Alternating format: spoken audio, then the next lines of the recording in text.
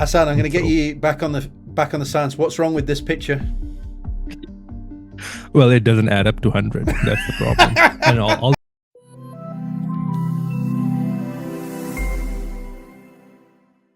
Welcome back, everyone, to Debunking Bad Physics, the show where we take a sideways look at some of the worst scientific posts, tweets, videos, and takes from the past month. And we try to extract some teachable physics and some sensible discussion points from them.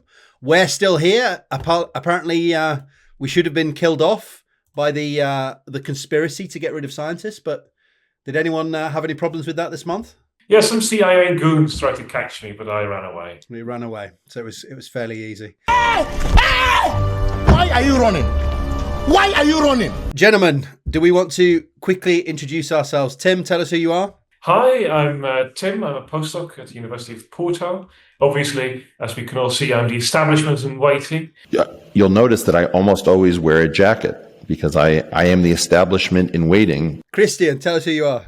Hi guys, I'm Christian. I'm a researcher both at Northeastern and IFI. I regret that I am not important enough to be one of the scientists who were retired or assassinated.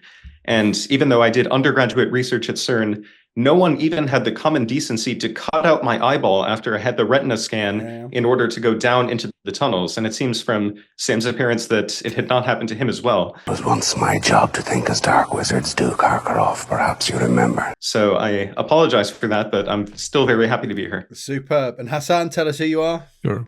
So my name is Hasaan, and I'm a researcher at SUNY Albany. I mostly work on string theory and conformal field theory. Yeah, and again, I'm not important enough to be assassinated unless I have multiple lives. So, and I'm, well, as we found out last time from Sabina, you might have just been rewound and reconstructed, right, from your information. So who knows? My name's Dr. Sam Gregson. So I'm a former particle physicist at the Cambridge University and the LHCb experiment at the Large Hadron Collider at CERN in Geneva. And according to Eric Weinstein, one of the reasons that scientific progress has stalled globally. So, we have an august panel for you today, and we are going to dig into some stuff. So, guys, I wanted to start with a little bit of a quick fire idiocy round, as I've called it. So, obviously, over the last month, we had the Artemis mission. This was a fantastic mission with astronauts traveling around the moon and returning safely to the Earth. Fantastic PR for science, even if it didn't move the foundations of space and astrophysics. But it brought about a lot of conspiracy theories. I want to share a couple of them with you and just see how you respond to them. So this is MJ Truth Ultra on Twitter. He says that NASA posted a new, inverted commas, photo of the galaxy, stating that it was taken by the Artemis crew on April 7th, 2016. However, when he ran his reverse image search, it showed that the exact same photo was taken in 2008. Case closed. NASA is fake. We live in a firmament. Sorry, Lol. NASA is fake. The organization doesn't exist. Who knows? That's right. You're a big fat phony. Here is the link and try it for yourself. Anyone want to jump in on why this is so incredibly fucking stupid? I just want to say that I liked your framing of this as the quick fire round, because I think that most of these claims are going to have a half-life that is less than that of a muon.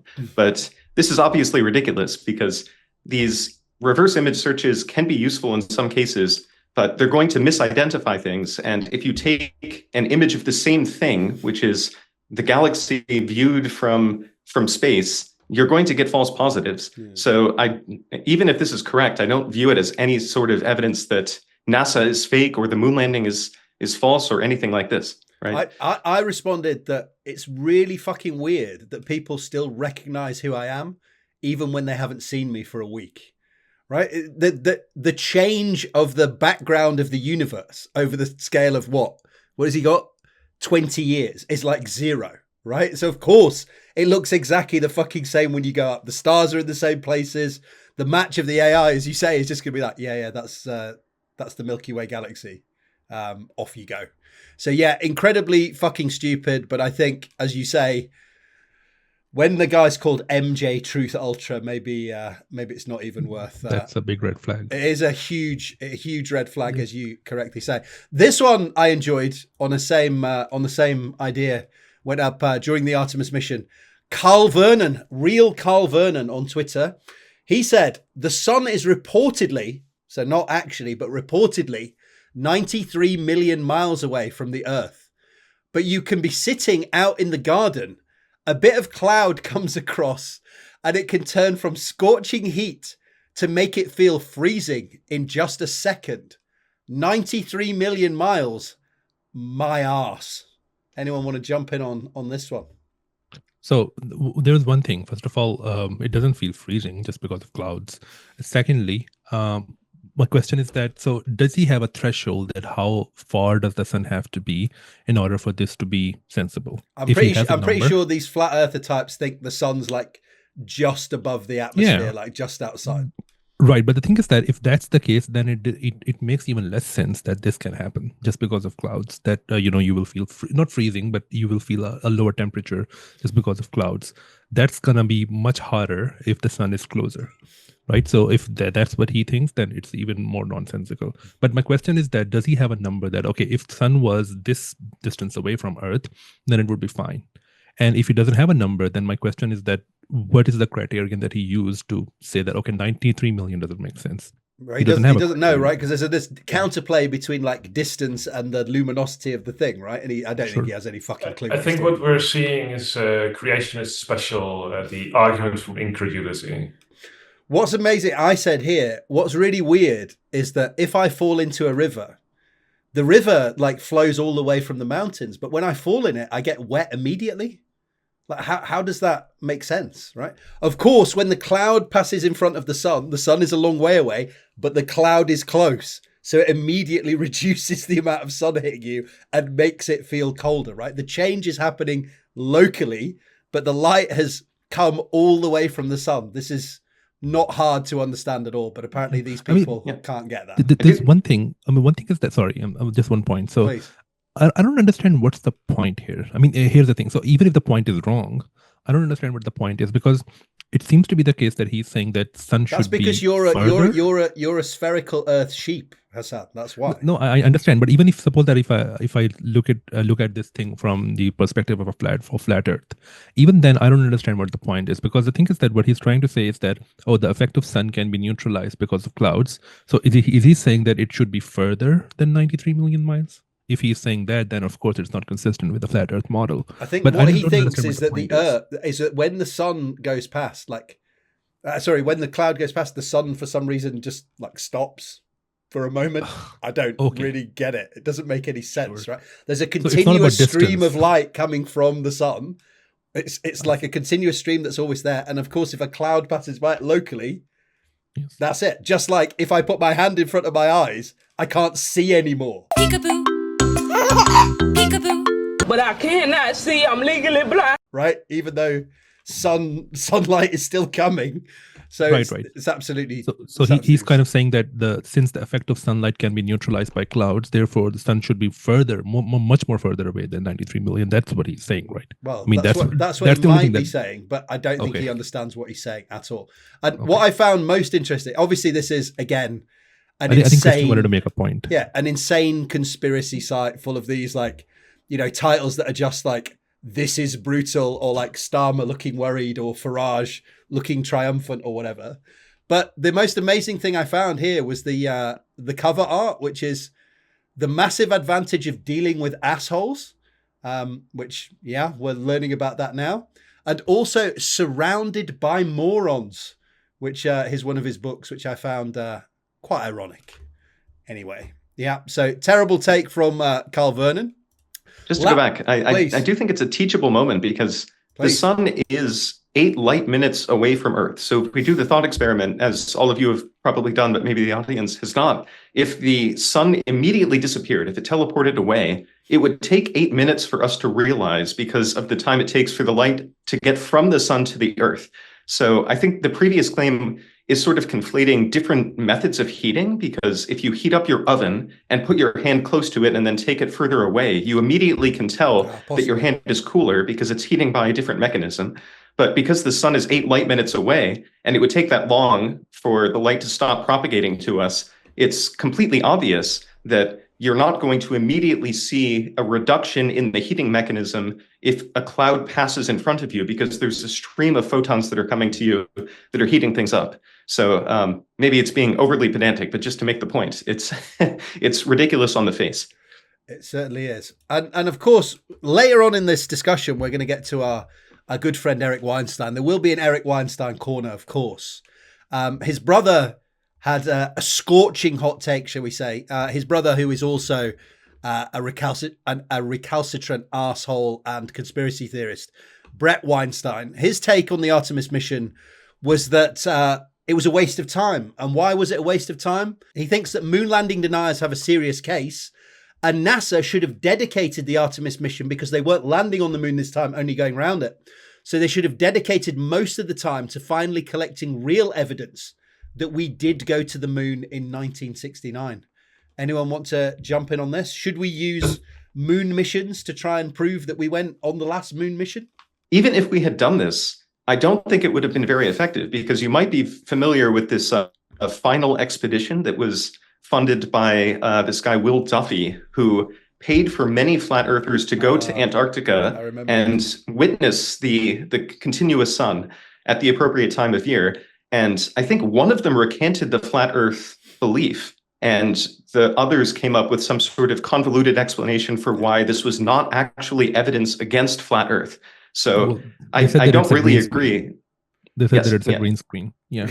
Yes, they said green screen, even though there were drones and they were taking video from various angles. So I don't think that publicly funded science should be a sociological experiment to try to convince science deniers that the moon landing is real or that flat Earth is fake. But even if they had done so, I don't think that many people would have been convinced. What people don't understand while they're watching this is that Hasaan is actually in the Antarctic as we speak. And that's what's going on. He's just forgot to turn his green screen back on. I would love to go there, by the way. Yeah, it would be fantastic. Tim, you're a mathematician. I like this idea that there's kind of, this non-terminating sequence that just happens where you go on a mission, then you have to use the next mission to prove that the previous one existed. It's like an iterative sequence that just continues. Recursion, maybe. Yeah, recursion. Yeah. So each time you have to prove that the last mission happened. Which means you never actually get anywhere. By the end of that infinite sequence, the conspiracy theorists will finally be convinced. Yeah, you'll converge to the truth. This is. Well, nobody said that. We're just when we have finished. When we're finished, yeah, we'll all be dead. Anyway, so good. Right, we're reaching the end of this stupidity. Quantum God is what I've got next. This was from Awakener, Chris Hackney. He said, witches cast spells. By the way, this one basically made me have a stroke. Call an ambulance! Witches cast spells. Christians call it prayer. Spiritualists call it manifestation. Atheists call it the placebo effect. Just a bunch of random words that are not linked in any way. Scientists, though, call it quantum physics. Everyone's arguing over its name. No one is denying its existence. Anyone want to take this one? I think this is rage bait. That's it. Is that because you get paid. You get paid to post on Twitter. So I think it's just rage bait. I hope it's rage bait. Because I like that Hassan's getting angry as he says that it's rage bait. Exactly. It's working. It's working very well. Right. I don't understand the words seem to be different between this is asking for stuff. This is casting spells on people. This is trying to make something happen. This is recovering from diseases. Are both documented scientific things that describe very different things. It does describe. So what is this non sequitur hour? It's I think it's a very insightful tweet. Now that I think about it, go on, because I feel like the groupings that we see here, and in particular, of course, placebo effect and the quantum physics thing, is just fairly random stuff that this person doesn't understand or that doesn't and just grouped together because. Here's another thing that I don't understand. It's the same thing. Yeah. Right? I don't understand consciousness. I don't understand quantum physics. Hold on a second. Just the next one would have been like, how to signal at a roundabout or something. I don't know. Yeah. Hindus call it signaling at a roundabout. I don't know how to. I don't know how to do this. You all right? I don't get it. It's all right. Don't worry about it. Get it. Well, one thing that this tweet is making it seem is that as if these people, these groupings are like non-overlapping. For example, what about Christian scientists? What about atheist scientists? Yeah. What would they call it? I mean, they call it quantum placebo effect. Yeah, whatever. Yeah, quantum prayer, for example. I don't know. So here's the question. This is actual serious question a little bit. Why is it that quantum physics attracts all of this kind of heinous bullshit? Is it just because it's seen as the most complicated thing? Is it because it's counterintuitive? Is it because it's probabilistic and therefore people think it's sort of error ridden? The natural assumption of people is probability means error, means uncertainty. Why? Maybe Tim, I'll come to you first, just going down the list there. Why is quantum just infested with this amount of heinous bullshit? So I think that is in large part because quantum physics has built this sort of mythology around it. So we just spent essentially sort of going from discovering quantum physics to figuring out the standard model.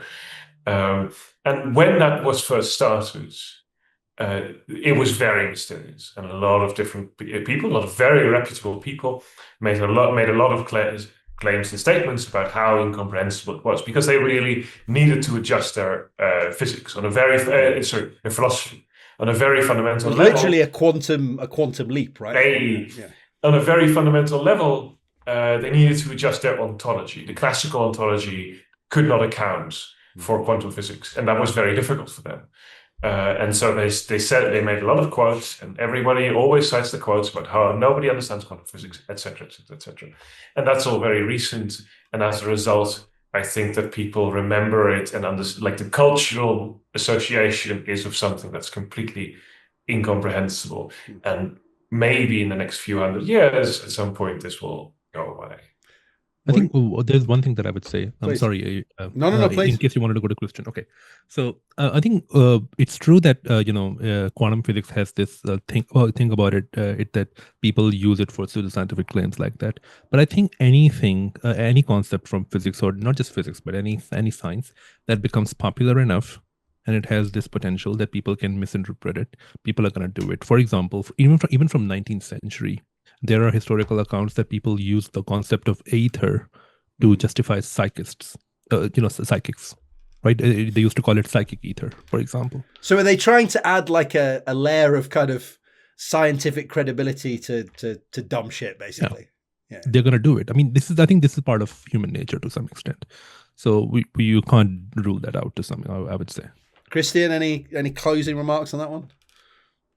Yeah, I think I would say the reason for this is that quantum mechanics sits in a sort of uncanny valley where some of the words seem familiar to people, but some of the concepts seem very esoteric. So it's a completely well-defined framework. I mean, there are states, there's a Hilbert space, there's a time evolution operator, but we speak about things like wave-particle duality and things like that, which might seem accessible to the average person. And I'll illustrate this with an anecdote. So at one point in graduate school, I did a 10-day silent meditation retreat. And when I was meditating, it turns out if you sit very still for a long time, you start to feel vibrations in your skin. And we were shown a video by someone who had died, but he claimed that the Buddha realized many, many years ago that waves and particles are the same, because when you meditate, you feel the vibrations in your skin. So the Buddha had predated quantum mechanics and realized wave-particle duality much before the physicists, merely because of the sort of conflation of language. So I think that's part of the problem, and applying it to all of the quantum mysticism and quantum healing crystals, which are very popular in some parts of California, I think is highly irresponsible, and it's just an unfortunate sort of consequence of the words that we use, I would say. Hasaan, Christian just rage baited me. Yeah, I mean, so it didn't just rage bait me; it also made me traumatized, because last year I went to Salem in Halloween, and yeah, crystals it's a big thing in Salem, for example. I mean, witches and crystals, it's a big thing. Hasaan, I'm going to get you back on the science. What's wrong with this picture? Well, it doesn't add up to 100. That's the problem. And also, that's one thing. And also, of course, this graph is not true. I mean, this is a kind of a bar graph that you will get if you do your poll in a church. Then, of course, people are going to say this. I love this one. Tonight, we will demonstrate mathematically, in brackets, that Christianity is 99.99% probable based on the evidence. Join us. Bar graph that doesn't add up to 100%. Breaks unitarity. Fantastic. I hate this so much, but it's actually, so it builds on something, a very common misconception of how evidence works. That's maybe useful to mention, which is people will sometimes talk about the probability that something is true. And sometimes, this is very important, when you have p-values in experimental science, so people will say p is less than 0.05, they will say that therefore it is a less than 5% probability that's a coincidence. And that works. And that's a very important misconception. Like the statement is either true or it's false. That's one or the other.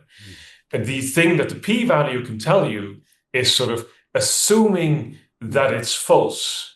What is the sort of oddity of the thing that we just witnessed? That's the only thing that you can say. You can never say sort of, oh, the claim has this probability based on the evidence, because you need to have prior probabilities that you can update based on the evidence. You need a distribution to start with, which they don't have. Yes, exactly. Right. And that you need to assume, and you can't demonstrate that. You always have to sort of pull it out of thin air. I'm glad you got a good point out of this, because I think we should take the opinion of a person. Go on, we should take the opinion of a person whose name is Christian. So yeah, go ahead. Yeah, I think I'm going to dissent here, and I'm joking, of course, but I think that this is very promising, and I think they should submit it to physical review letters with the title of the form, A New Mechanism for Losing Probability Mass into the Apologetic Sector. I think it would very likely be published. Is Ferkoism, is Christian Ferkoism true? We'll get into that. This we're coming to the end of the idiocy opening. So one more thing that I saw. This was when I was actually, Tim, I think I was talking to you at the time. I was going through Schiphol Airport and this came across. So last month, there were some more tests that seemed to back up the idea that dark matter is abroad in the universe and dark matter covers some more large-scale structure data better than MOND does. And there were obviously some angry reactions to this. We saw our friend Sun Wan here. He came up with one of these. This thing seems to have been around for absolutely donkey's years. I found out it was been around for like 20, 25 years or something. This quantized inertia idea.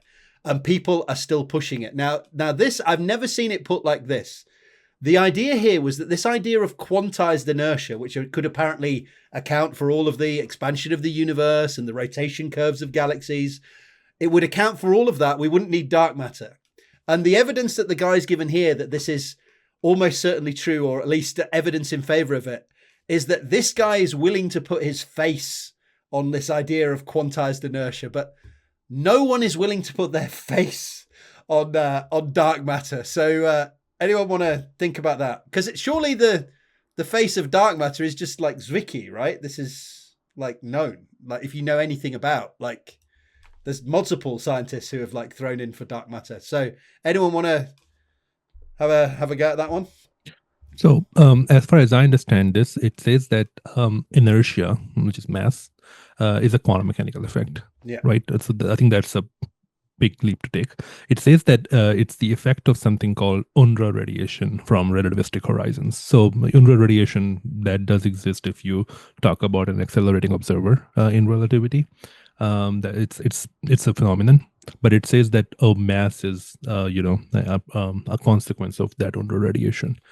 It has a lot of problems. I mean, some are technical, some are very simple to address. For example, mass should not be a quantum mechanical effect, first of all, because the quantum mechanical effects die down if you go to larger and larger scales to some extent. So you have to provide an explanation that why do we have mass in classical theory. So I don't think that this theory, addresses that question. So there are many. The guy had some cover for this. So he was like, but the guy did a TEDx talk. And also that DARPA funded a study for this. So apparently there was a satellite that was due to go up last year. It broke on the pad or exploded on the pad or didn't go up properly. So people are really getting into this because he got awarded $10 million or $100 million or something to look into this. Now, when you actually look into this, DARPA, of course, funds an insane amount of crazy shit because if they get one hit, it's amazing, right? The US Department of Defense will fund anything. Yeah. So they have funded, for example, the studies on psychics, Project Stargate in the 60s. Yeah. If they can fund that, then they can fund anything. So this absolutely tells us nothing. Why, Tim, I'll let you say what you were going to say, but why, again, is dark matter such a magnet for crank shit? I was just going to say that the statement "nobody will claim bad science" is like such a laughable claim. I mean, the guy's literally there claiming some bad science, right? It's like refuted by the guy in the picture. But, yeah, you could have a little sort of scroll past of all the many people who put their face in terrible science. Correct. With a little circus music. I think dark matter is one of those things that allows you to project a lot on it. Like, it sounds mysterious, and we speak about it in terms of metaphors. I think that's something that quantum mechanics and dark matter share in common, is that when we explain it to the public, we use a lot of metaphors and metaphorical language, because that's how you explain things. And it really...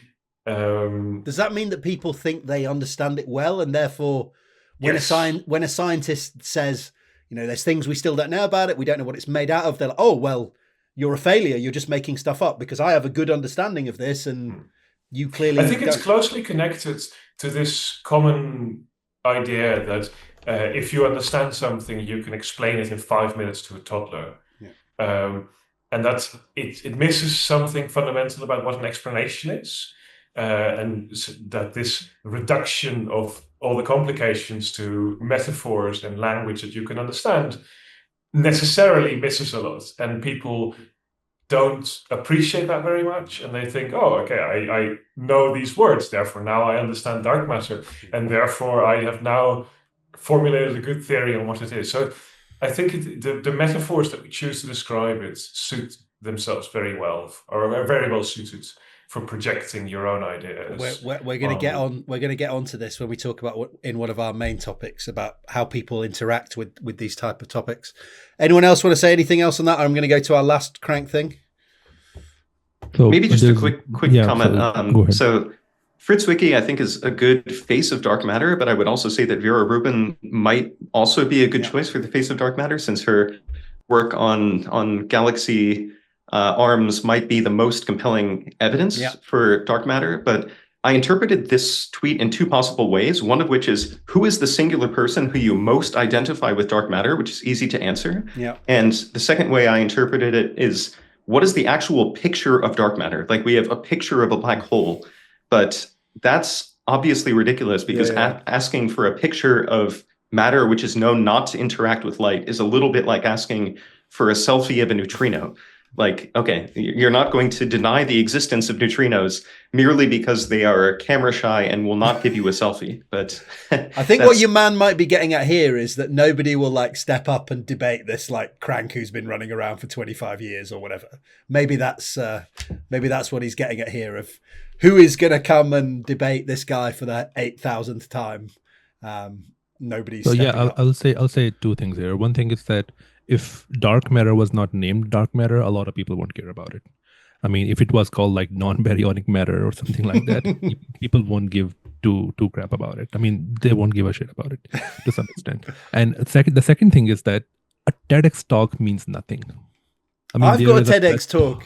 Breaking down complex science information so it can be disseminated to any audience, whether that be expert fellow scientists, the interested but non-expert public, or Michael Gove very much down at the far end there. Yeah, I mean, I'm sure it was good, but there was a plethora of deplorable TEDx talks. I mean, there is a scale separation between TED Talks and TEDx talks. So a TEDx talk doesn't mean anything. You want to see a terrible TEDx talk? I'll send you a link. I've seen many, but I'm happy to receive more. Absolutely. Right, last one, and we're going to move into our big ones. Katy Perry said, what is real? I want an answer from everyone. My answer is the particles that enter and leave a Feynman diagram. Tim, you're a mathematician. What is real? The closure of the rationals. Christian, what is real? I would say real is anything that survives a coordinate transformation but still ruins your detector budget, which is kind of a joke, but we can get into it if you like. Fair. Hassan, what is real? All quantities that are gauge invariant to some extent. Easy. Katy Perry, easy. Sorted. Right. I want to get into our main topics here. So one of our main topics, and I don't know how many of you have seen this. Tim and I have definitely seen this because we were in this thread on the side.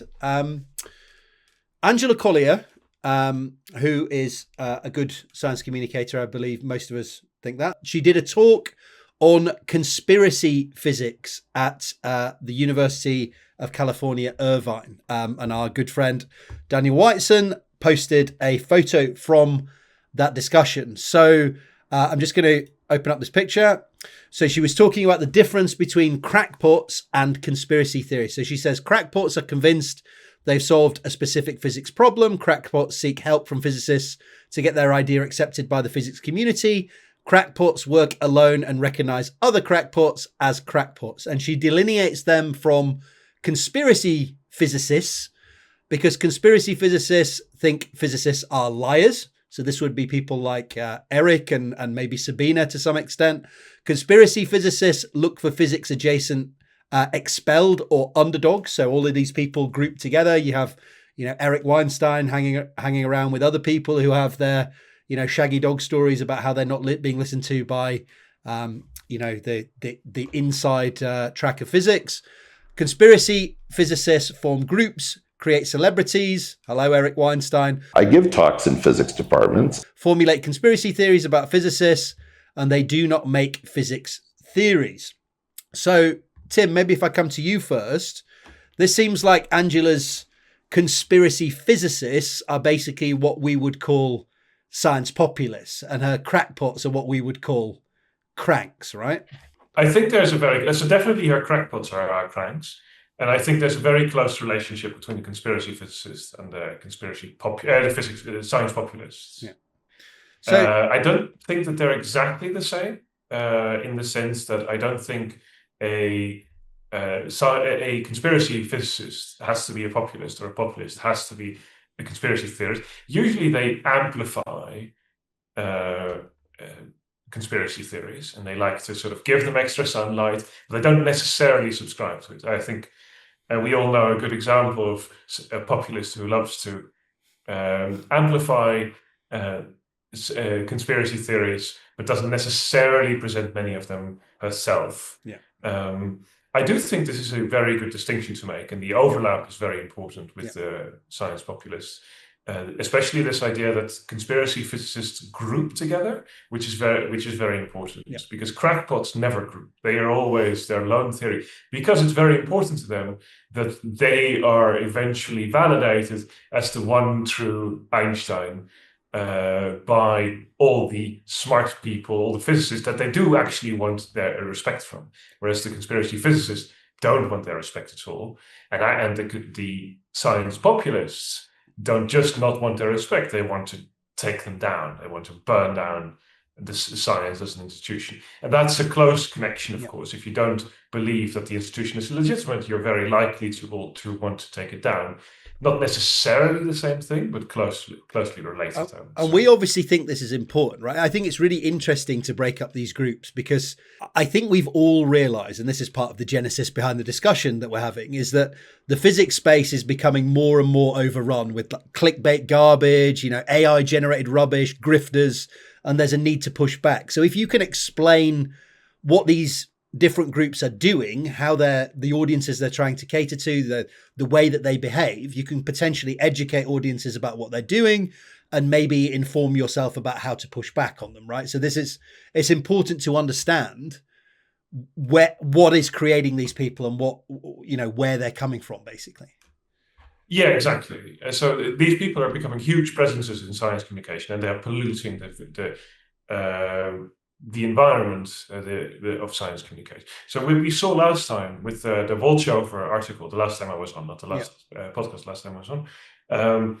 I thought one thing that really struck me is that like somebody decided to write an article about string theory, and most of the quotes and citations and thing came from sort of these science populists as conspiracy physicists who hate the actual institution of science. And it's actually really strange that like in, a fairly reputable science communication journal, Quanta, that an article would be written that sources itself mainly on these people who are absolutely not reputable at all, and that it really shows the extent to which they are polluting. The author didn't enjoy our pushback on that either. That was not well received. So I found the most interesting thing about this. You're absolutely right. It's becoming a real problem that we need to push back on. But I found the most interesting thing about this session, as you found at the time, was that all of these people seemed to know who they were. They seemed to know immediately that they were the ones who were being called out, right? So this brought out the absolute worst psychos, people who just really took to telling on themselves. Like they were like, "You're talking about cranks. Do you mean me? Do you mean me? Are you talking about me?"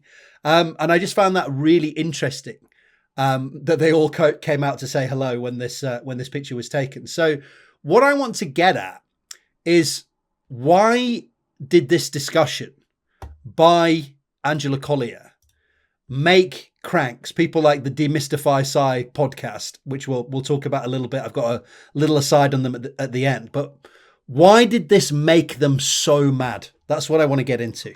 I mean, of course, when people are called out, they do become mad. Of course, but how did they know that they were being called out is the question. Because they know that these are the things that they know what they're doing are true about them. Yeah. And the thing is that one thing that I wanted to say on the previous slide is that this thing that Angela Collier is doing. By the way, I have mixed feelings about her. That's fine. I like some of her work. I don't like some of her work. But this thing that she's doing is good. I mean, we need to talk about these kind of people in the spheres of science communication. But I would like to point out one thing in case someone doesn't know this. So this thing about crackpots and talking about the traits that they have, this has a long history. For example, John Byers has a whole crackpot index that he came up with in the last 20 years, or something like that. So the original entry had like 17 entries, then it went to 36. And last year when I talked to him, he said that I'm going to add some more because some crackpots have this tendency to use LLMs to generate theories. So these are some new entries that constantly need to go evolving. Yeah. So the crackpot index has been there for a long time. But this thing about conspiracy physicists, I think this is a more recent phenomenon as far as I understand. So we need to identify the traits that they have as well. One thing that I would say is that being a crackpot is something of a mindset to some extent, because we have seen people who were quite reputable becoming crackpots.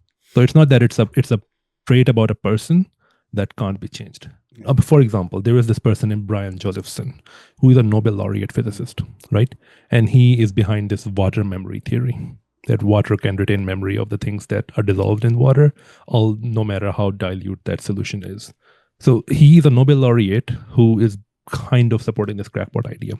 We saw what happened with Michio Kaku. Michio Kaku, who was a very well-known string theorist and science communicator, becoming a crackpot, I would say, right? I used to respect him as a teenager. So I think it's a mindset. Anyone can become a crackpot. Anyone can come out of being a crackpot. We're not labeling people. We are labeling. Have we ever seen an example of somebody who came out of being a crackpot? Yeah, that's a good question. I would say I've never, but I'm just giving benefit of the doubt. I mean, this guy's a string theorist. He doesn't need, he doesn't need a validation. Sure. It's just here's what I want to throw out, Christian. Maybe I come to you and talk for a little while. My thought was with these crackpots who turn out is there seems to be this belief in online spaces. This is what I've seen over the last couple of years, that calling anyone out, so calling anyone, a liar or a grifter or a lunatic or a conspiracy theorist, or rejecting any idea is anti-scientific, right? Nothing is ever settled.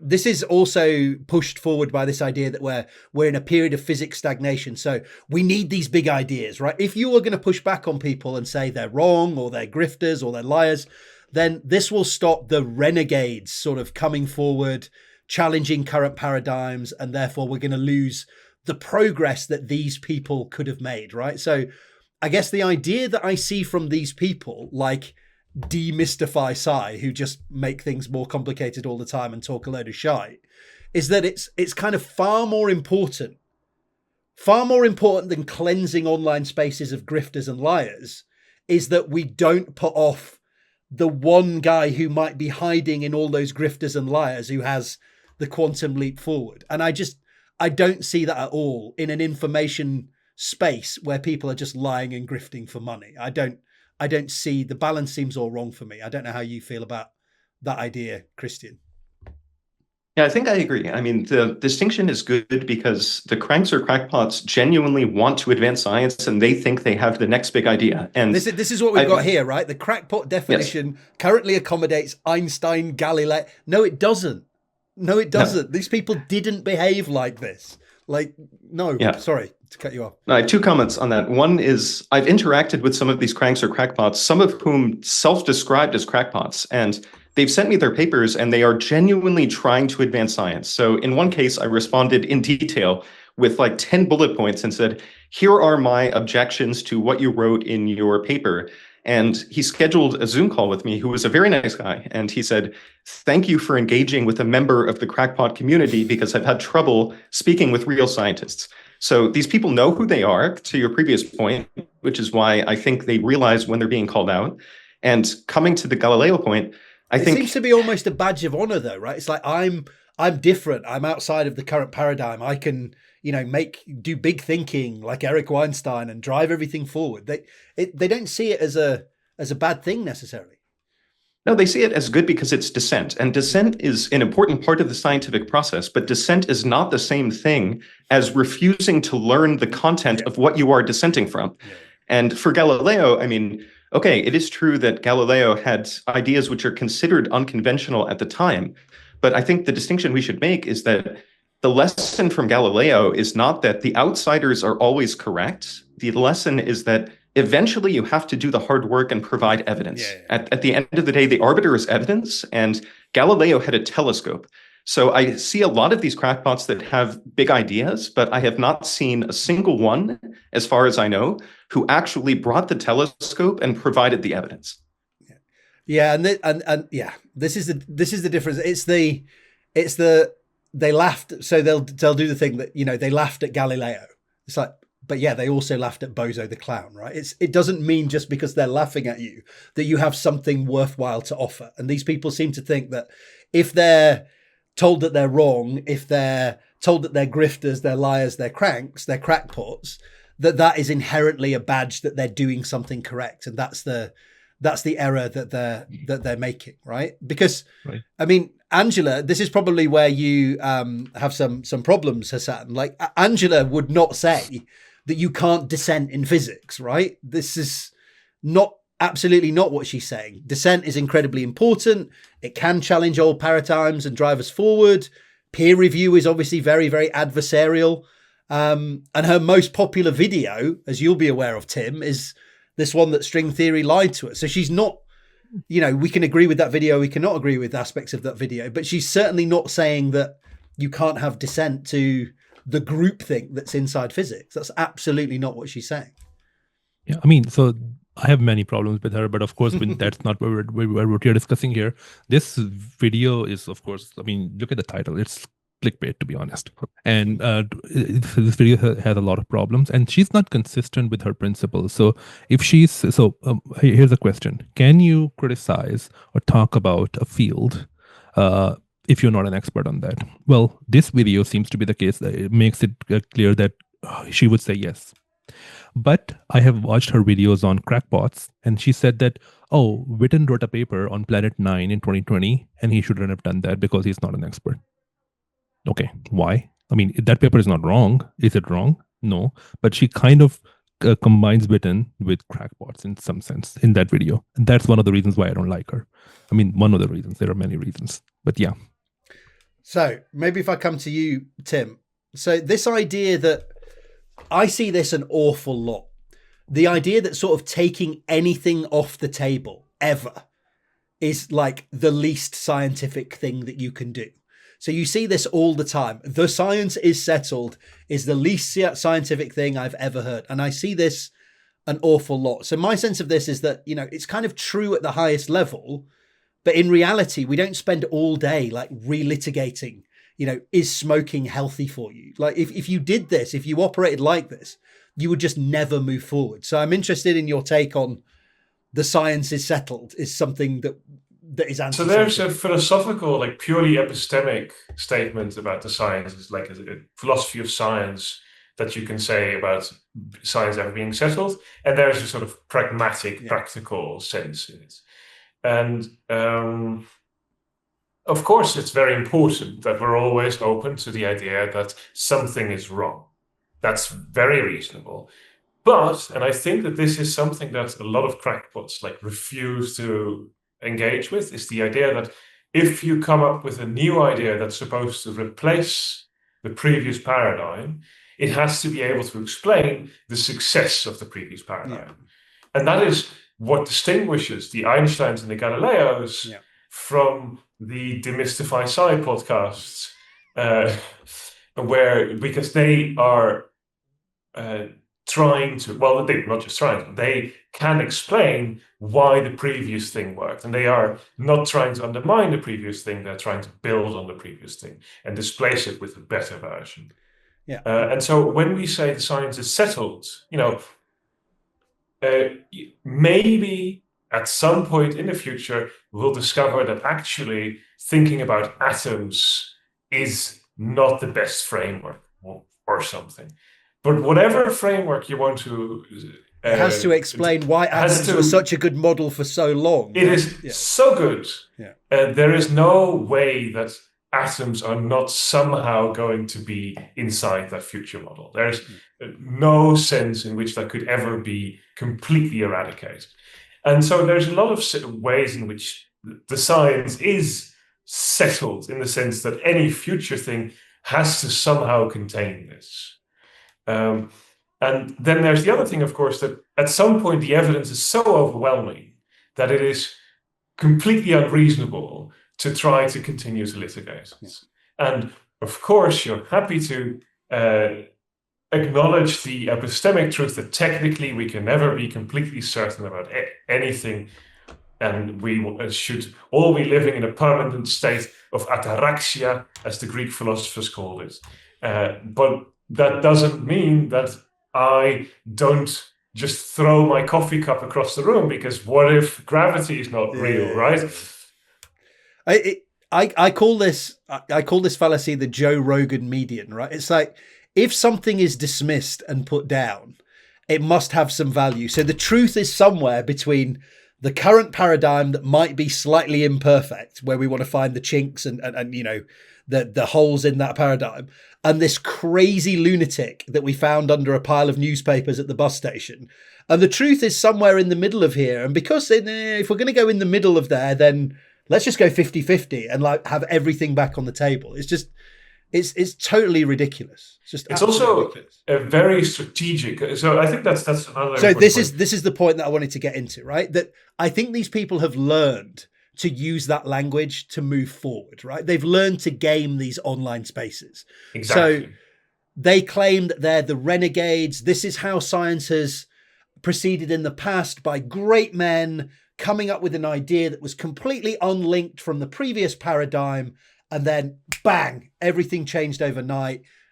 You know, Einstein came along, he shoved everything aside and on we moved. So if you're going to put down a Galileo or an Einstein today, then you're the people who are stopping science. And they seem to have learned to kind of hide their grifting and their bullshit behind that kind of cloak of this is how science moves forward without doing any of the work, right? Yeah, which is all like built on this like fake great man theory idea, of course. So they use it very strategically, these type of sentences. They use it to push forward. They don't apply the standard generously. Generally, they only apply it sort of when somebody pushes back on their ideas for being stupid.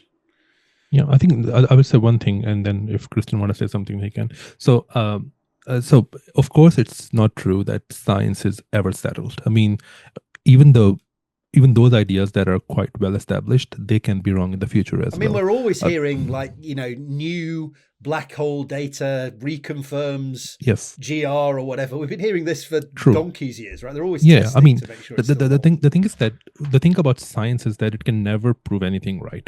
It can only prove things wrong, right? So you can never say for sure that this particular idea is right, but you can say for sure that this particular idea is wrong. That's the strength of science, right? So science can only settle in one thing, and that one thing is that this idea is wrong. There you can say for sure that science is settled. For example, that steady state is not true. For example, steady state is a model for the universe. For sure you can say that science is settled that Earth is not flat. But you cannot say, for example, that science has settled that GR is the correct theory, because we know that there are corrections, of course. But I mean, for example, Newtonian mechanics survived for 218 years, something like that, before Einstein came along. So you can never prove any idea right. You can prove ideas wrong using science. But I think this goes back to Tim's point, right? That what does wrong mean? It means doesn't work in a particular regime, right? So Newtonian mechanics, we will still use it, like in a high school textbook to talk about throwing a tennis ball across the room, right? We will never just go, oh, we'll do that from scratch with quantum mechanics and whatever now. Yes, because it doesn't make any sense. But there's one thing that I would say. So one thing is that when I say wrong, I mean that it contradicts experiment. Yeah. So the thing is that you can never prove an idea no matter how many experiments it passes. But the only thing that can happen is that your confidence in that theory increases, right? That's the only thing that can happen. But it takes one experiment to disprove a theory. And if there is an experiment that doesn't, you know that the history of science is not ideal, of course. So when this happens, people come up with ad hoc explanations. For example, when people were not able to explain Mercury's, precession, they said that, there is a planet named Vulcan between Sun and Mercury. That happens, right?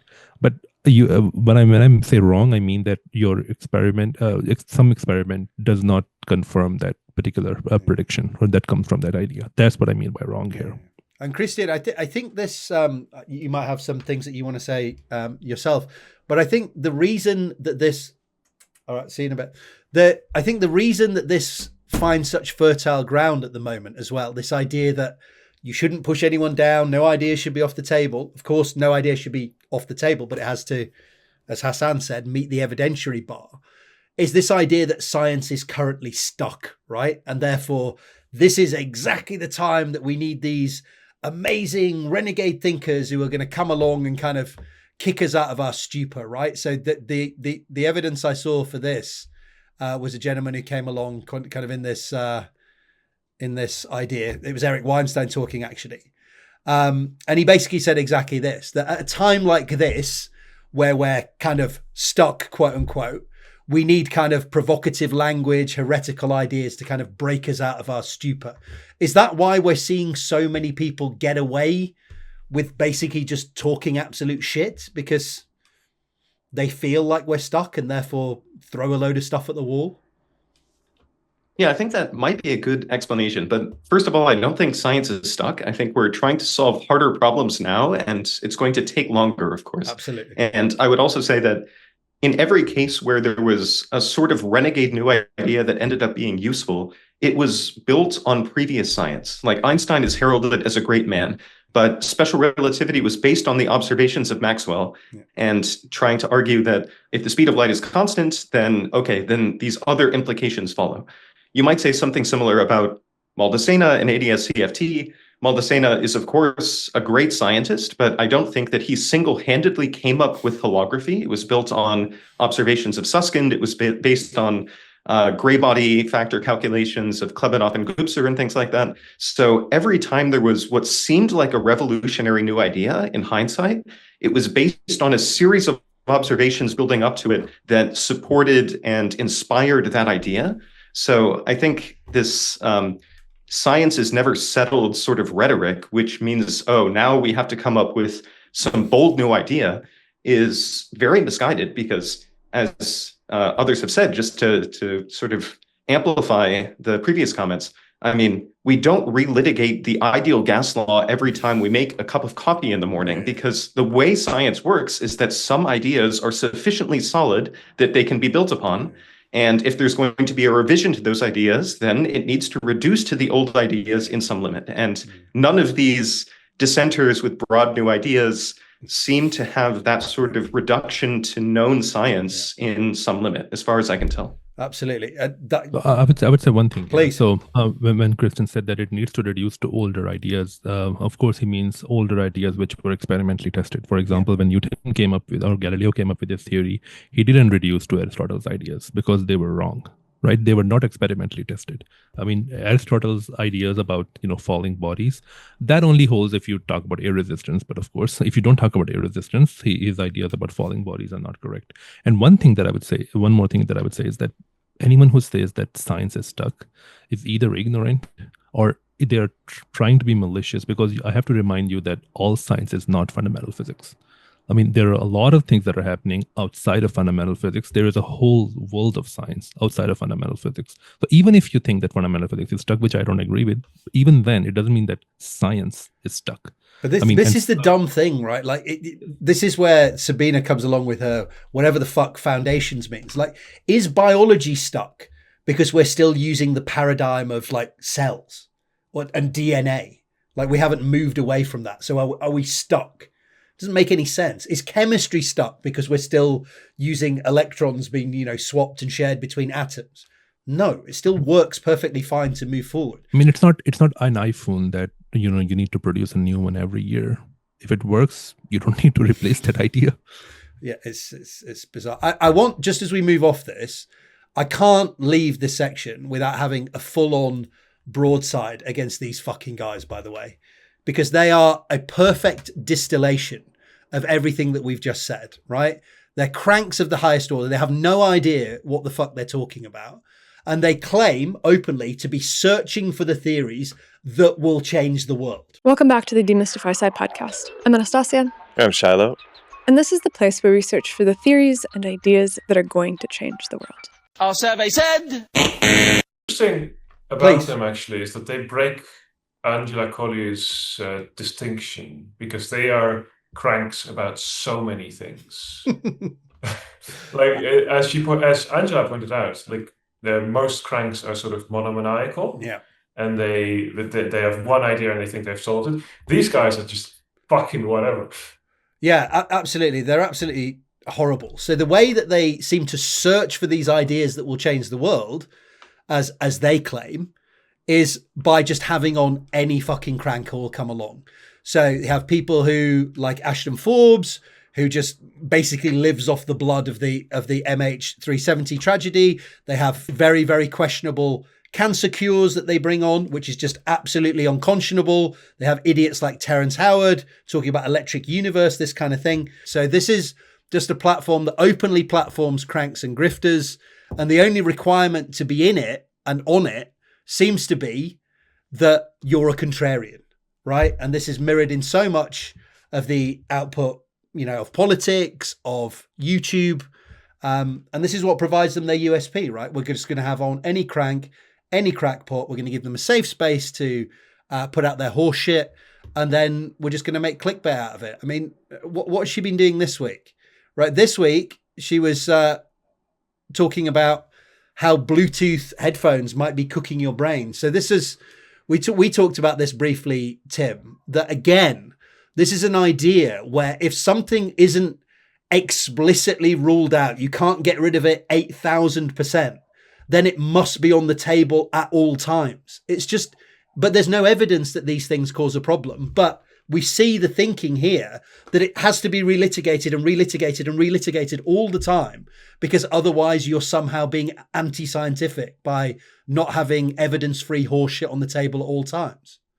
No matter how much the evidence accumulates, no matter how much sort of any argument shows that the idea is bonkers, the science must never be settled, and we must forever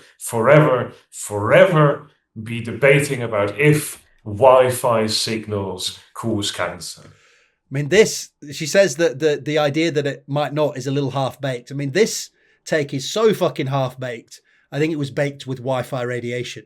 That's how badly baked it is. But yeah, I couldn't leave. I would just say one thing here. So first of all, there is this principle that people need to embrace. If a claim is made without any arguments, then that claim can be refuted without any arguments. So this claim has been made that this idea is half-baked. This account doesn't provide anything to back why is it half-baked. So I can just say that, okay, it's wrong. I don't need to provide anything to back this up. So another thing is that, so the claim that is being made in this tweet is that radio waves can cause cancer, and radio waves are like non-ionizing electromagnetic radiation, and that come out of your Bluetooth headphones. So the thing is that if you don't use headphones, I mean, radio waves have been around us since 19th century. They're all around us. So even if you don't use headphones, you are around radio waves. So why don't you get cancer if you don't use, these Bluetooth headphones? So these kind of things are not considered, of course, and that's why this tweet is actually, I mean, half baked is like generous. Yeah. It's like quarter baked or like 1/10 baked, even if that's true. But I can't. I'm getting so sick, and I know I might be laboring the point now, of these people just hiding behind the idea that they're being open-minded to bring on just damaging, evidence-free horseshit. It's got past a point now where this is just absolutely unconscionable, bringing on these like highly questionable cancer cures, having people like Ashton Forbes on who are just literally live off suggesting that a tragedy is some sort of wormhole technology going on or whatever the fuck he's talking about. It's just unconscionable at this juncture, and yet they're the ones who have kind of inverted it to say that anyone who doesn't let these people sort of have a platform is the one who's been unconscionable. It's just absolutely absurd. It's also important to note that they aren't actually open-minded, and when you engage with them, correct, sort of they never budge one single inch on anything they believe. They use the language of open-mindedness and of the science never settled, blah blah blah. But they have made up their minds long ago, and they will never ever change their position. Absolutely. Can anyone translate this for me? Because I have no fucking clue what it means. This is a graph that goes from 1800 to 2019. It just says mentions with no scale, no explanation of what mentions are. Are they on Google? Are they people that she's talked to? 1800 goes up to 2019. Before we talk about this, there is one more point that I wanted to make. I'm sorry. Please. So Christian has worked in CERN when he was an undergrad. You have worked in CERN, Sam. There is no ionizing radiation there all the time. Have you got cancer? I hope Either not. Of you? I don't think, not that I know of. Okay, I hope not, fine. but not as far as I know. It's worth realizing that visible light has more energy than radio waves, right? So There we go. True.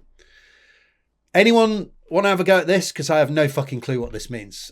Maybe what happened in 1920 is that people started making terrible graphs with no sources and no scales. Anyone want to have a guess at what the fuck this means? I think, so again, there is no source for this graph, of course. I mean, even if that's correct, it does happen sometimes that a particular word becomes part of the zeitgeist. So it doesn't mean anything. I mean, it just means that paradox was, I mean, if it's true, I don't know if it's true or not, but if it's true, that just means that paradox was, used in the zeitgeist much more in 1920s. I don't know if relativity has anything to do with it, because relativity, the discourse about relativity uses the word paradox a lot.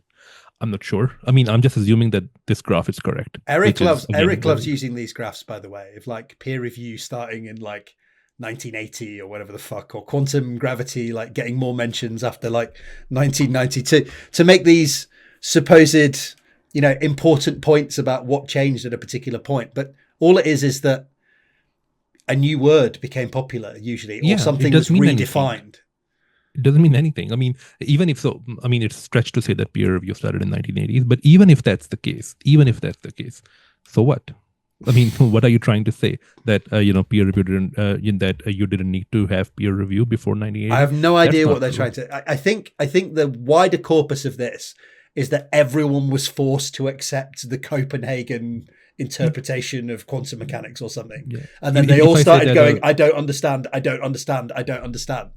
So if I say that the word archive didn't exist in the 80s, which it didn't, of course, because archive didn't exist in the 80s, does it mean that there was some conspiracy? No. These But there is a new method. Yeah.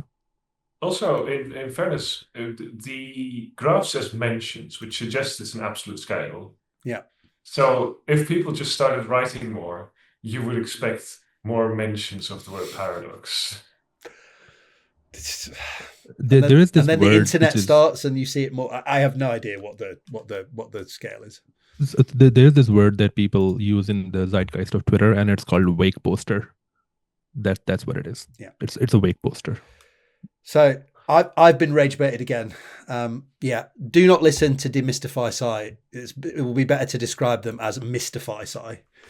They have absolutely no clue what they're talking about, and some of the stuff that they put out is absolutely disgusting. So we'll move on for that for my blood pressure. Right, the next one I wanted to talk about, talking about kind of dissent and new ideas in physics, as we've talked about. I came across this kind of interesting post. This was by a guy called Missileman, Minute of Zombie on Twitter. I refuse to say X. And he appears to be one of these kind of zany UAP, UFO conspiracy theorist accounts, perhaps slightly more on the self-aware side. And he created this post about the layperson's role in science that I'd like to discuss. So I'll just very quickly read it. So I realized at some point, not even sure when, that trying to speak intelligently about theoretical physics is essentially impossible without a PhD in physics. I was basically embarrassed to talk about Einstein-Cartan with Eric Weinstein, as badly as I wanted to express my thoughts that I had, because there's an extremely limited number of things that I can say while avoiding saying something totally wrong and stupid. You can't have interesting ideas about something you don't understand. It's like thinking you've invented a new way to attack in battle, but you've never read Clausewitz or Napoleon or Sun Tzu or Caesar or Mattis. What you're about to say is probably not novel if you haven't ingested and comprehended the corpus that defined the discipline. The sad conclusion is we are almost totally hapless and ineffectual in the realm of developing new theories. We here means everyone involved in the extended physics/exotic science community who don't have PhDs in physics, but have peripheral technical training. So a retired engineer or something like this. There's extremely little that you can do and I can do. And there's literally zero that someone without technical training can do. I'm sorry, it's zero. And they don't want to hear that. That makes me sound like an arrogant elite or gatekeeper. If you don't have a STEM degree of some kind, there's a 0.01% chance you can use the word scalar correctly, blah, blah, blah, blah, blah, blah, blah, blah, blah. So what? We just keep writing physics fanfic, I guess. Fuck. So the summary of this is basically that he's saying he's realizing that there's all these communities that exist that come up with these crackpot physics theories, but he's finally realized that 99.999999999% of these are going to be trash because the people who work in these fields don't have the appropriate training. So Hasaan, maybe if I come to you first, what do you make of this idea that it's basically impossible to talk about physics unless you have a PhD in physics? So I think I agree with the spirit of the tweet, but of course there are some parts of the tweet that I don't agree with. For example, Freeman Dyson is an example who didn't have a PhD. He was a brilliant physicist. So there will be exceptions, of course. But of course he had training. I mean, this account is talking about having proper training. So of course Freeman Dyson did have training in physics and maths. I do agree that if you don't have specialized knowledge of a particular field, it's very hard to contribute because you don't know what the current known paradigm or current known landscape looks like. And it's true for anyone. For example, I'm doing my PhD in physics, but if I want to contribute something to history, I won't be able to do so. If I talk about history to history experts, I will come off as an idiot, to be honest, unless I, not devour literally, but like I read a lot of history books. So it will be very hard for me to contribute something about history. It depends what they mean by contribute, right? So anyone can talk about these things and be interested, and you can contribute in the terms of voting for science, supportive parties, or trying to learn. It's never too late to learn. But if you want to contribute a theory, as Christian was saying before, you need to understand like the corpus of knowledge so that you can build upon that, right? You have to put in the work, and there seems to be this kind of bizarre subculture online of people who think that they can contribute theories without knowing any of the background stuff that they need to build upon. It's such an odd sort of setup online. I mean, most of the graduate students who work in theoretical physics, they don't contribute theories. Yeah. They only, work on a small problem in a particular existing framework. Yeah. So even they don't contribute theories. And one thing that comes here is that, it's kind of a cliche to say that education opens your mind to possibilities. It does. But I think one thing about education that is not mentioned a lot, and I think it should be mentioned, is that it also restricts your mind to some possibilities. It tells you that this thing doesn't work and this is why, right? So if you don't have the formal training, you don't know that what directions don't work. Because the thing is that you may think that, oh, I'm the first person who came up with this direction. No, this has been studied like 50 years ago by experts. You see, Hasaan, I think sometimes they will think that that's a positive, right? Oh, I am not poisoned by string theory and, the current paradigm. I am here to ask all questions and keep everything on the table like we said before, but it doesn't work. I don't know like why that. Some things are just broken, right? I mean, knowing more is never a negative, to be honest. Yeah. I mean, you don't have to, for example, I know if I knew more about loop quantum gravity, I don't think that it's a negative, although I'm never going to work on that. So knowing more is never a negative. How is that a negative? I mean, you don't have to be indoctrinated by a particular theory, of course, but knowing more is always a positive. It's never a negative. But what I find really interesting in these kind of online communities, Christian, is these people, rather than accepting that they kind of need to learn more, right? There's good reasons why people don't have a PhD in physics, right? They don't have time to study. They didn't do it earlier in life. Perhaps they just couldn't be bothered. They didn't have the money to do it. Whatever the reason might be. I don't judge anyone for not having a PhD in physics. But these online communities, they seem to, rather than accept that they need to study, learn more, and get up to date with that corpus of knowledge so that they can contribute, they seem to think that they can just get around it by kind of making simple analogies or kind of attacking physicists as they are, rather than doing the work. And I just don't understand how these communities develop. Is it just people who kind of can't be bothered to do the work or aren't capable of doing the work, and therefore they just throw out whatever they think? I don't know, but one thing that I would say is that there is a tangent to what you said earlier, and that tangent is that, for example, there are these stories that there was a maths PhD student who who was taking a course, and there was some I think Danzig was his last name, if I remember correctly.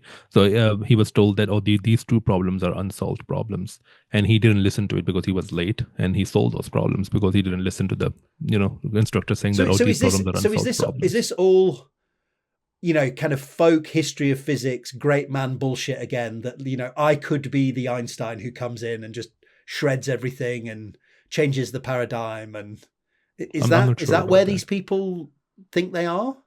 I'm not sure about that, but I think Tim or Christian can talk more about it. But this is one thing that I don't know what the intentions or thoughts of these people are.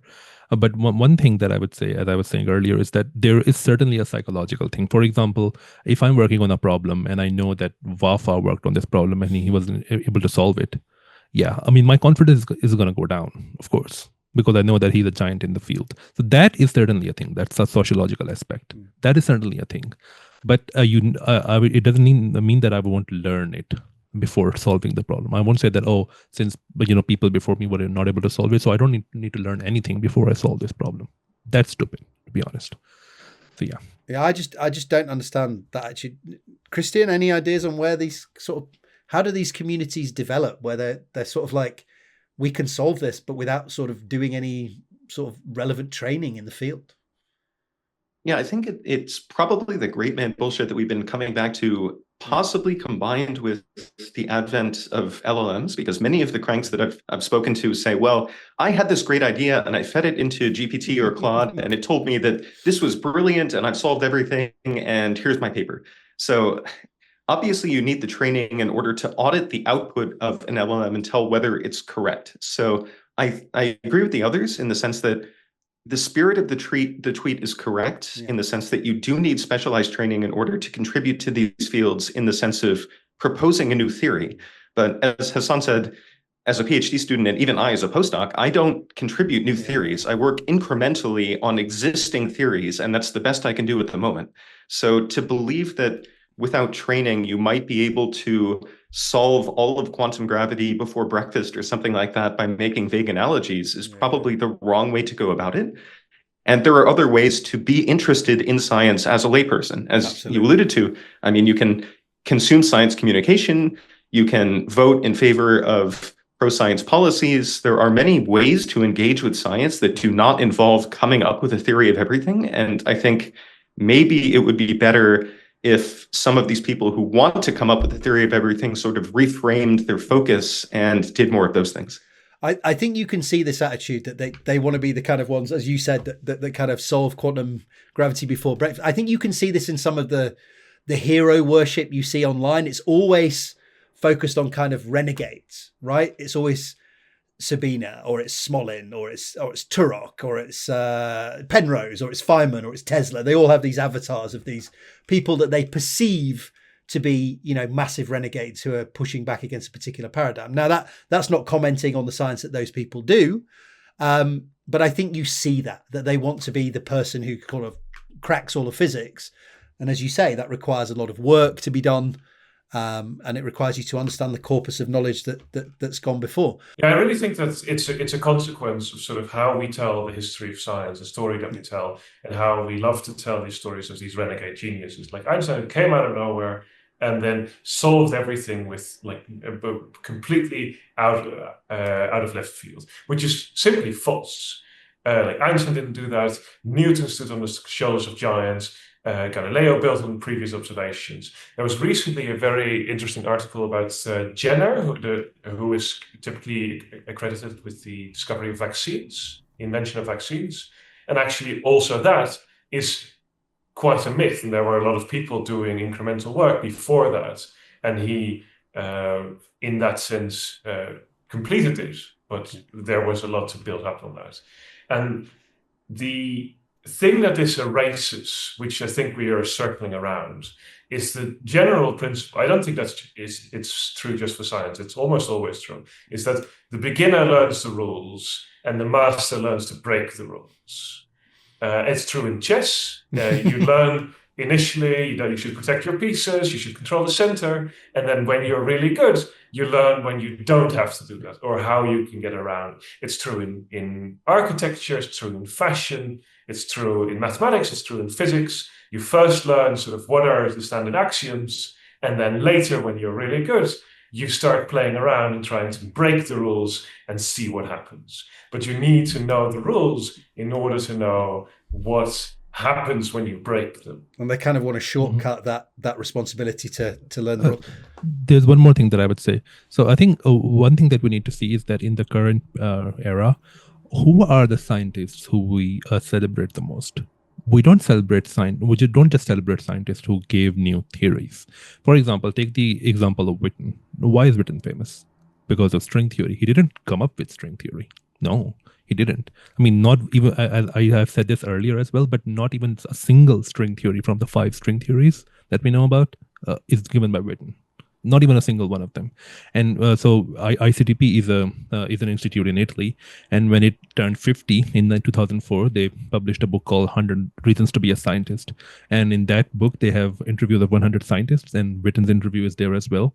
And one line from that essay, I like that a lot. It says that one of the senior physicists whom I admire the most told me that in his estimation, the key to remaining active as one grows older is that one must not be bashful about working on things that other people invented. So this is Witten. I found this, Christian, maybe if I come to you, I found it very interesting that he had this realization that people who don't have any training shouldn't be talking outside of their area of expertise and trying to contribute theories. When he was talking to Eric Weinstein, this is the most bizarre time to realize that you shouldn't be talking shit about things that you don't understand, right? Yes, I think it's it's almost on the nose, because having spoken to Eric myself and had a similar conversation where we're exchanging words and I have no idea what the hell he's saying because I think he's using the words wrong. It's kind of funny to see that parallel appear in this tweet. It's interesting that the guys had this like very sensible realization while talking to someone who is in desperate need of that realization, right? They've somehow For the triggered wrong this. reason. They've somehow triggered it in this guy without ever having triggered it in themselves. If almost it had gone the other way, if this had triggered that realization in Eric, we might be much better off. But I'm glad that at least this guy made the realization, and hopefully it leads him to a more productive consumption of science as an enthusiast. But I would not trust Eric Weinstein to talk about Einstein-Cartan, to say the least, among many other things. I can understand how somebody would come to a realization that physics is incredibly hard, niche, and dense after talking to Eric, like you said, because he's an incredibly, incredibly bad. He is a terrible scientific communicator and a terrible advocate for his own ideas, because he intentionally speaks in confusing and cryptic language. Either, and I think 100% like you, because half of the stuff he doesn't even understand. And then on the other flip side of it, I think he does it for effect as well, right? To make things sound overly complicated. A great example in the discussion he had with Sean Carroll when he was on Piers Morgan, basically just talking about, SU2 cross, blah, blah, blah, blah, blah, talking about the standard model. All he had to say was, why is the structure of the standard model like this? But he decided to go into technical jargon that nobody's going to understand to make it. I mean, he goes into derivations sometimes. So he only needed to say that cosmological constant needs to be a constant, which anybody who has taken general relativity knows. Yeah. But he also said that because that's the only term that you can add because it's divergence free on both sides. I mean, you don't need to add that. I mean, he only added that so that people can see that he's smart and he knows. This is the thing, right? It completely falls down when he talks to an expert, but when he talks to someone who doesn't know, Jesus, I don't understand what that means. That must be amazingly impressive. The most amazing part of that discussion with Sean Carroll was when he could have said geometric quantization, 2 words. And instead, he says, we can locally write the symplectic form as the curvature of the line. Blah, blah. And which he got wrong, by the way. Which he got wrong. He also got wrong, as I think you pointed out on Twitter. Right. That's right. He got it wrong. In particular, I mean, for several reasons, but the main one being that sort of just being locally the curvature is not good enough. You need it to be globally the curvature. Yep. Also, I would never explain GR to Sean Carroll. I mean, he is the author of the book on GR. Right? He was so good in that he just was like, I'm not even going to talk. I'm just going to let this fucking bozo hang himself. Like, it's just, like the eyes and stuff that he was doing were just great. He's just like, yeah, fantastic, masterful display. The thing is, I think people like Eric Weinstein, I think they abuse and take advantage of groups like this, right? So Eric is sort of the poster child for this. I have geometric unity. I'm being kept down by the powers that be. So are you. You can have brilliant ideas. Just come and listen to what I'm saying. These people are being led astray by frauds like Eric Weinstein, right? This is how these communities get together, and they're having 5 hours listening to Eric Weinstein talk absolute shit, when their time would be much better served just opening up a basic physics textbook and trying to do some of the basics. But I think he takes advantages of these people, right, Tim? Yeah, he does. The funniest part is that sort of he complains that he's being kept down, nobody's listening to, but he hates these people. He hates that he's grouped together with these other cranks, because he considers himself, of course, the establishment in exile.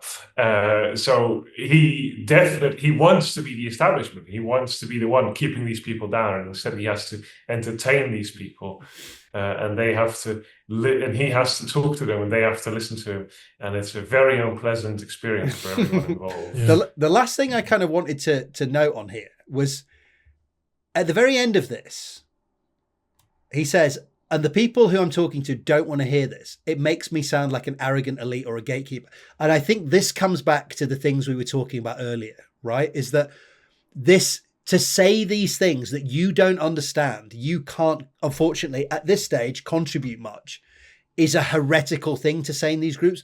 But it's correct and obvious, right? It's not having a go at someone. I'm not judging you because you don't know what string theory is, or you don't know what quantum mechanics is. You have to do the work to understand these things. It's not being an elite or being a gatekeeper to say that you need to know the basic rules of how things work to be able to contribute at the top end of physics. That I think it is bizarre that this sort of science populist, just wider populist sort of rhetoric is stopping people from doing the basics, right? That instead of me not understanding, which is the self-evident truth, it must mean that I'm being kept down because nobody's taking my basic analogies about something complicated seriously. And I just find that very sad that kind of I would say one thing here. I think I disagree that it's not gatekeeping. I think it is gatekeeping. But the thing is that gatekeeping has been turned into a negative word. I think it's a good thing. Peer review is literally gatekeeping, right? And it's not bad. Right, gatekeeping. The thing is that the connotation attached to gatekeeping because of online discourse has become a bad connotation. It shouldn't be, because people see gatekeeping as this practice that you don't allow other people to come into your field. That's literally not what gatekeeping is. Gatekeeping means that you like the field that you work on very well, and you want to you don't want to corrupt it with bad practices. That's what gatekeeping is. It doesn't mean that we are in this group and no one else can come in this group. No, it just means that you need some prerequisites if you want to talk about some topic, or if you want to contribute to some topic. That's it. Gatekeeping is not a bad thing. I think people have made it a bad thing, on the internet for some reason. Absolutely. It's very funny how the meaning of the words evolved, I think. So gatekeeping originally was about like fandoms, right? And people who were like a really big fan of some show, and then they say to somebody else, like, you are not a real fan because you don't know this or you don't do this. And sort of that is bad and stupid, right? Let people enjoy things, etc.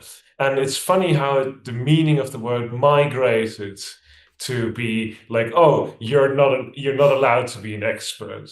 Like there's no such thing as expertise. Anyone can contribute. So the other one was quite subjective, right? You're not a fan of Star Trek or whatever. That's fine. It's kind of a subjective thing. But now it's become like you don't even need the objective skills of being a physicist. Like you should just be let in because otherwise it's gatekeeping. I quite like the final sentence with that we just keep writing physics fanfic, I guess. It's a good analogy, I think. I think physics fanfic is a very good phrase to capture crackpot theories with, because it's just like, oh, you take the main characters from physics and you write your own little story about what they do every day. And that's, but there's no rules, there's no constraints, you just write whatever comes up. And it fits very well in that sense. And like with fanfic, we would like there to be some constraints to who gets published in a bookstore and who publishes on Tumblr. Absolutely. Yeah, it needs to be good fiction, but even if it's fiction. Absolutely. So there are many ways that you can still contribute to physics. As Christian said, you can vote for pro-science parties, you can read science communication, you can support your favorite science communicators. But if you want to contribute in the field, even if you don't have a PhD, and you don't have to have a PhD, but you're going to need to learn the basics. You're going to have to put by the way, in the work. I'm sorry. There's one thing that I would say. There is a quote from Steven Weinberg that people abuse all the time. And the quote is that you don't need to know everything before you do research. It's said in a very specific context. I mean, it just means literally what he says, that you don't need to know everything. That's what it means. It doesn't mean that you shouldn't know anything. You're right? He never said that. So people use that quote all the time in a bad sense. That's the attitude nowadays, isn't it? Just start. Just dive in. You don't know anything, but just dive in. But no, you do need to... Not dive in. Dive in, but dive in learning, not research. Absolutely. It's time for our regular Eric Weinstein Corner. First of all, how dare you? How dare you cast shade and aspersions of the kind that I wouldn't seek to cast on you, but I will now. So what has Eric been up to this month? Well, he's been doing his usual kind of things. He's been calling people mentally ill. Quantum gravity is a mental disease. Hasaan, you do strings. You are mentally ill. How do you feel about that? He has called me delusional by name once in a tweet. So yeah. I mean, even a broken clock's right twice a day, right? Okay. Ladies and gentlemen, we got him. So he's running around calling people mentally ill, obviously because Sabina's made another video about string theory because, it's a day ending in Y. What else has he been doing? He's had some radical thoughts.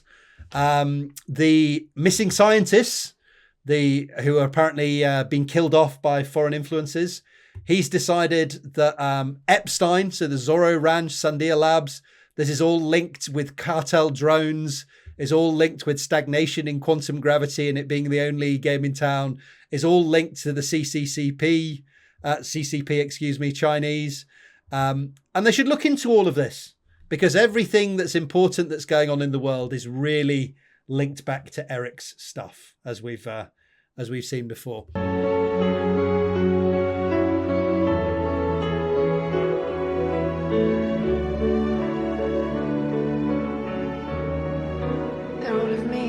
I quite enjoyed this bit. Energy, the Department of Energy in America, should find out why we strongly and explicitly prefer to educate Asian foreign nationals rather than our own homegrown talent, and that our European allies in physics and mathematics. Was CCP not a security risk? Tim, why do people like to educate or have people from abroad in their institutions? I mean, so it's very funny how people like Eric go on and on and on about meritocracy and the importance of selecting the strongest people for a job or a position. And then when that happens, and it happens to be that people from abroad are extremely suitable for a lot of positions in universities, suddenly he doesn't like it anymore. Extremely typical. They pay more money. Yes, they pay full tuition. It's that not too. that complicated, right? That Yeah. they would like to have these people. They're very, very good. They're very, very talented, and they pay more money. Is it in the UK? Isn't it the case? That's, The UK, definitely the case. They love having foreign students because they have to pay full tuition. Isn't it the case that some universities are really buckling now that Brexit has removed a lot of foreign students and they are going bankrupt? Yeah, it's caused a hell of a lot of problems because they've lost part of their income stream. Part of that sort of business case has gone under. So absolutely. And just for listening to people like Eric Weinstein, that's crazy because I was sure he was really good at business. I mean, so we hear one case that they were talking about, and I don't know why they were including that case in these missing scientists case, was this thing that happened at Brown University. The shooter, that ended up in Brown University, and then he went and killed this MIT professor. So it turns out that those two people, the person who was shot and the shooter, they were graduate students at Brown. And the person who shot the professor he thought that his career went bad, and this Brown University's guy, his career was fine because he was a professor at MIT. And those two people were actually class fellows where Tim is, by the way, from Portugal, right? So Dr. Loureiro, he was the person who was shot. Now the thing is that the story of this one case, for example, is very crystal clear. It has nothing to do with like a mafia who is like making scientists disappear.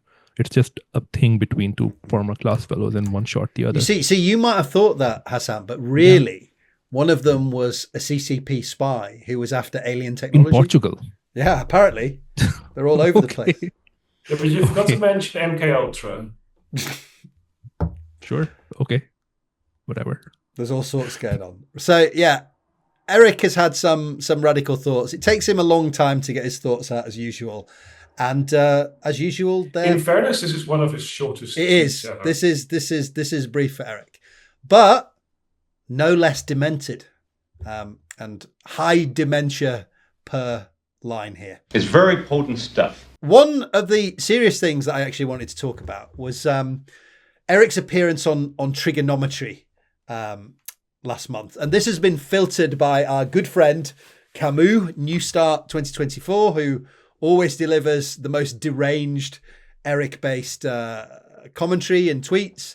So apparently on Trigonometry, and I will play the clip for our audience. If general relativity holds, gentlemen, we're in real trouble. It's very hard. Einstein is the problem. What do you mean by that, Eric? We're 4 light years away from the nearest star. So if you think about habitable planetary surfaces, if you could grant science fiction powers to Elon and he could terraform the moon and Mars, we'd have 3 spheres that we could get to sort of by chemical rockets. That is not enough diversification for humanity. It's nowhere close. So then you have this issue, okay, where do we get the supply of spheres? The issue is atmospheres. We're all connected by the same atmosphere. So you saw that with like Chernobyl. The cloud doesn't stay in Ukraine. The only place to find new planetary surfaces, if we're not going to make artificial platforms, which is very difficult, is to be able to get very far away very quickly.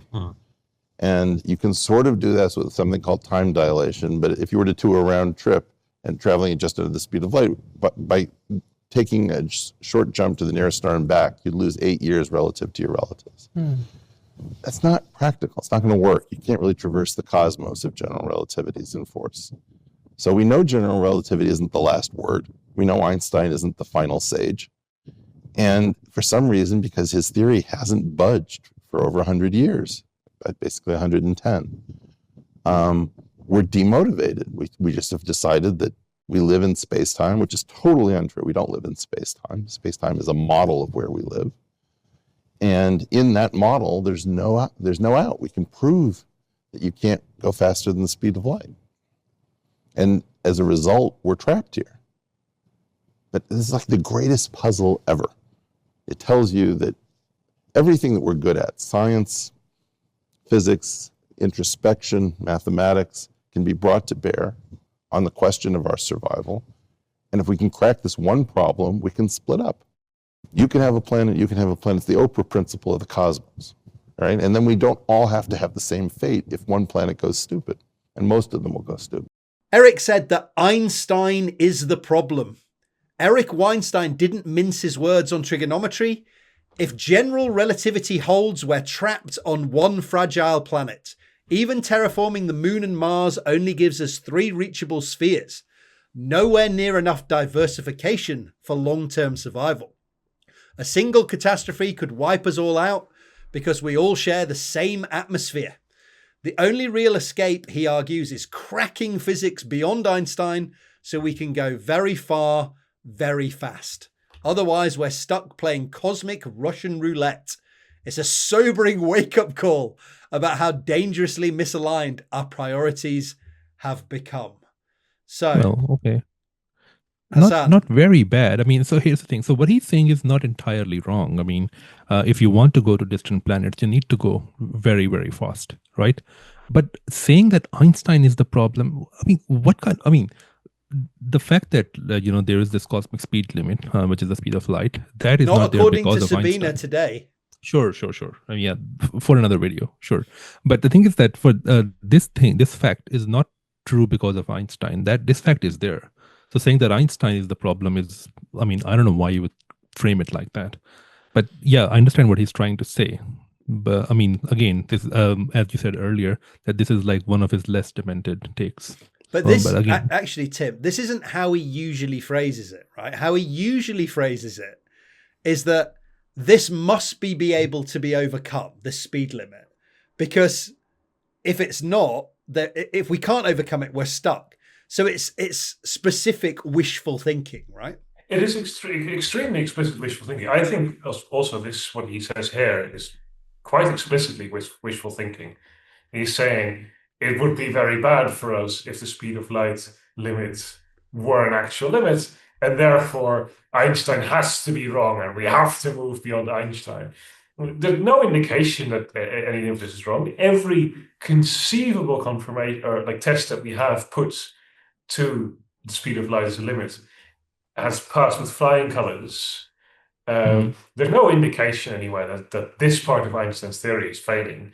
So this is pure wishful thinking from both Eric and Sabina today.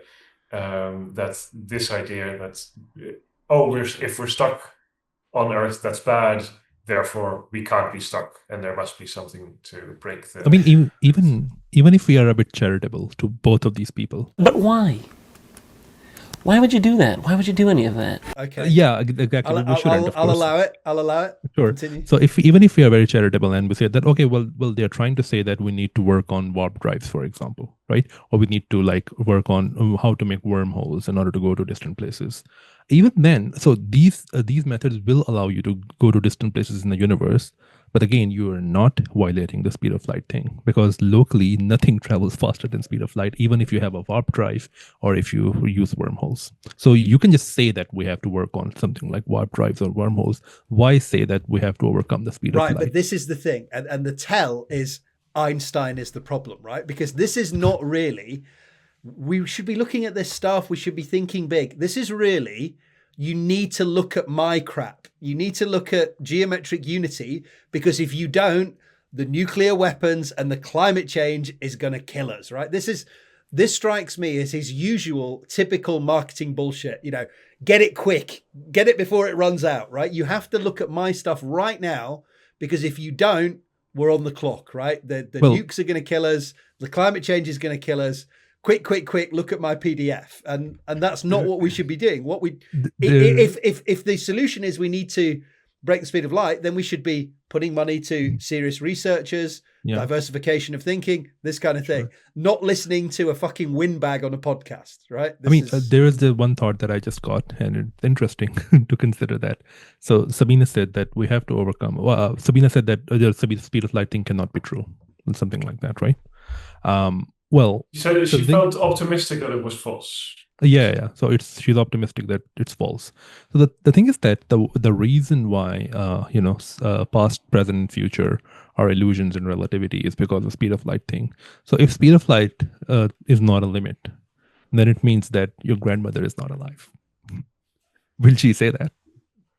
Well, the grandmother was alive because of the speed of light. That callback from last night. Wow. Yeah. So she's kind of saying that I want your grandmother to be dead. That's what she's trying to say. But touching upon the point that you were making, Sam, about the telltale sign of Einstein is the problem. I think it's now that you mention it, it seems very obvious that if, let's say, suddenly... But this was his big start, right? This was the Oxford thing. This was move over Einstein. Here's Weinstein. Exactly. He really wants to be the next Einstein. But what I think imagines, hypothetically, that suddenly a huge amount of research started to go into warp drives. And 5 years from now, suddenly we have warp drives and we can go wherever we want. I think Eric would be really disappointed. I think he would hate that. Suddenly he loses like a huge talking point, and he would probably be very sort of haughty about this bad technology for some extremely pretentious, ill thought out reasons. I can't help but think, and maybe this is me being, I don't like this guy. I don't hide the ball on this. I think he's a fuckwit, right? But I can't help but see this from himself and from Sabina in her attitude, that this is kind of, you have climate doomerism where people are like, well, we can't do anything about the climate, or tech utopianism where only fusion power can get us out of the problem, right? It's not going to be any sort of social changes that get us out of this problem. I see this as Eric's usual thing of being like, okay, I get that, but I'm a bit further on. This is like the ultimate climate doomerism, right? We need to get off the planet quick. We need to make the rockets, the warp drives, the most amazing stuff that we can, even better than fusion. Nah, we don't want to fix that and stay on this planet. I can go even further. Let's get off the damn planet and have the warp drives and the wormhole drives and all this sort of thing. So it strikes me that this is just kind of boilerplate sort of tech utopianism. This is how we're going to save ourselves through technology, but it just, as usual, turned up to 11 because I need a USP on a podcast. I don't know how people feel about that.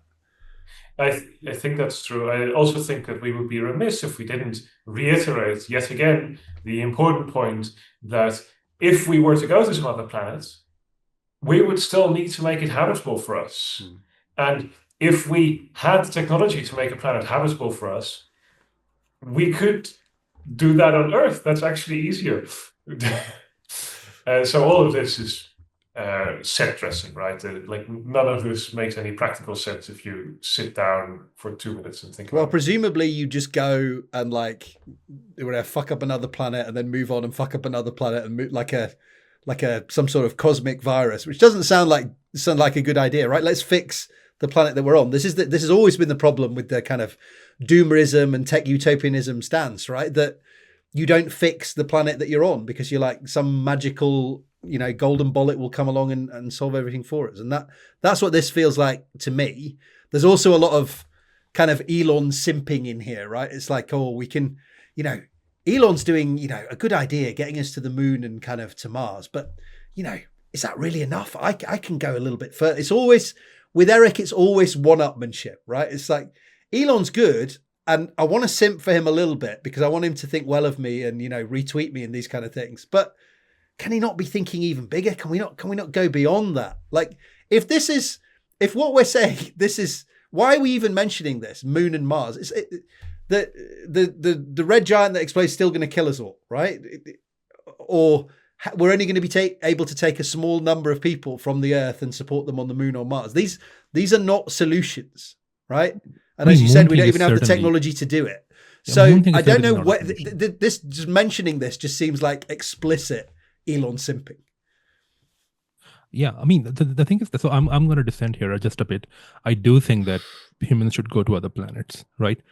Even if we are not in danger, which we are, of course, because the solar system is not going to last forever, of course.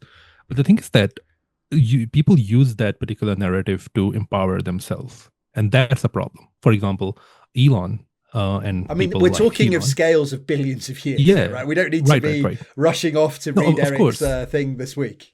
But the thing is that we need to start work right now, because the thing is that this thing is going to take a long time. We can't just go, we can't say that, okay, when the sun will start to die, then we will start. We can't do that, of course. So, but the thing is that people use this narrative to empower themselves, and that's a problem. For example, if Elon says that, okay, I'm going to take you to Mars or some other planet, then people tend to believe that, okay, now whatever Elon does, we can forgive him because he is saving humanity. And that's a problem. That's what I don't like. So this is actually, it's a really nice segue, because I want to get into this. One last please. One last thing that I want to say is sort of like, obviously, I massively agree that it would be really, really good if we went to other planets, especially like other galaxies. Can you imagine how amazing that would be? But I hate that it's presented as a solution, because it's not a solution for anything. Anything that any problem that we are facing is easier than this problem. Absolutely. And Hasaan, please. So sorry, just one more thing. So I agree with Tim that the problems that we have on Earth, they won't be solved just because we go to another planet. For example, suppose that if I have a house, right, and I don't keep it clean, and I'm getting another house, it doesn't mean that if I get another house, then my previous house is going to be clean. I have to clean that house too, right?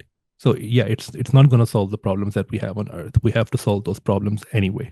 And this is the point that you made, Hasaan, about, this is the guy, Elon or Eric, who's going to save us from the nuclear weapons, they're going to save us from climate change, they're going to get us to other planets.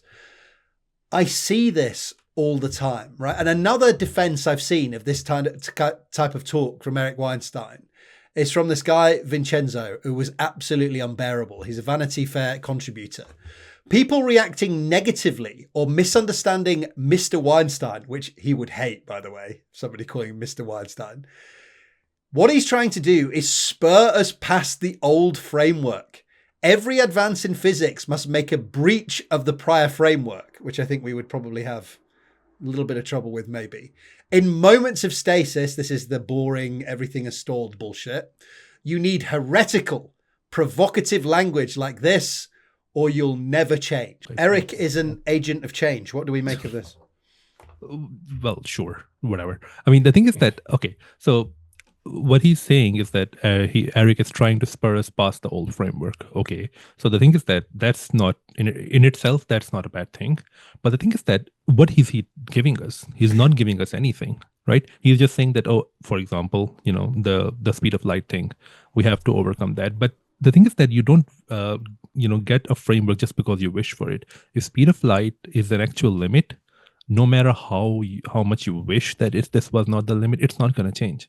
And suppose that if Eric was telling us why this is not a speed limit, every physicist would listen, and if it's a good argument. But he's not giving us anything. But this goes back to what we said last time, right? He's not doing any of the work. He doesn't want to do any of the work, and he's not capable of doing any of the work, right? What he wants to do is sit on podcasts, blow V8, get attention, and if the problems were actually solved, as Tim said, that sort of USP that he has would be removed, right? So he never puts anything forward to help. I mean, it's a bit like what Eric is saying here is a bit like saying that I don't know if he will say that because it will annoy the people that he wants to be friends with. But suppose it's like me going to a podcast and saying that, dude, we have to get rid of climate change. Okay, how? Yeah, I don't know. We just have to do it. Do it! Just do it! But everyone knows I mean, what is he doing in reality? He's shopping around a broken idea that he's been shopping around for nearly 40 years? Sure. Like, where's the progress? If we want to make progress on this, we stop listening to people like this and give money to more sensible people who are actually working in these areas. And I'm pretty sure that his geometric unity also doesn't break speed of light. So, yeah. Nobody knows because it's a completely inconsistent theory and you can make it say anything you want. Fair. So you're absolutely right. So he's just saying, we need to invent faster than light travel, and that's the final word. There's no reason to believe any of it's wrong. And actually, this gets into something that bothers me very much about his tweets, and I think is something that I will be saying almost every single one of these sessions. And something that I'll be saying almost every single one of these sessions is again the extremely delusional great man theory of science, where sort of all the establishment is sitting there complacently thinking they've solved everything, and then one maverick comes in and says, no, you are wrong, and they're like, oh my god, we hadn't considered that we might be wrong. How could you have, where did you get this from? Now we know what to do. Right? That's not how science works. The way science works is that you have a framework, and in the framework there are subtleties or problems or complications, and you study those extremely carefully, and you try to very subtly, very incrementally build up more and more insights from these problems to tell you about what could be improved or what is wrong with the frame. And as you do that gradually, slowly in the physics community, an understanding starts to evolve of what the nature of the problem is. And then as things come together, there will be one big breakthrough, but the breakthrough won't come out of nowhere. It will come out with this incremental work. And Einstein will develop his theory of relativity out of the work that people before him have done to set him up so that he could have his brilliant insights. And we love to sort of just tell the last part of that story, right? We love to just say, and then Einstein came in and he revolutionized everything.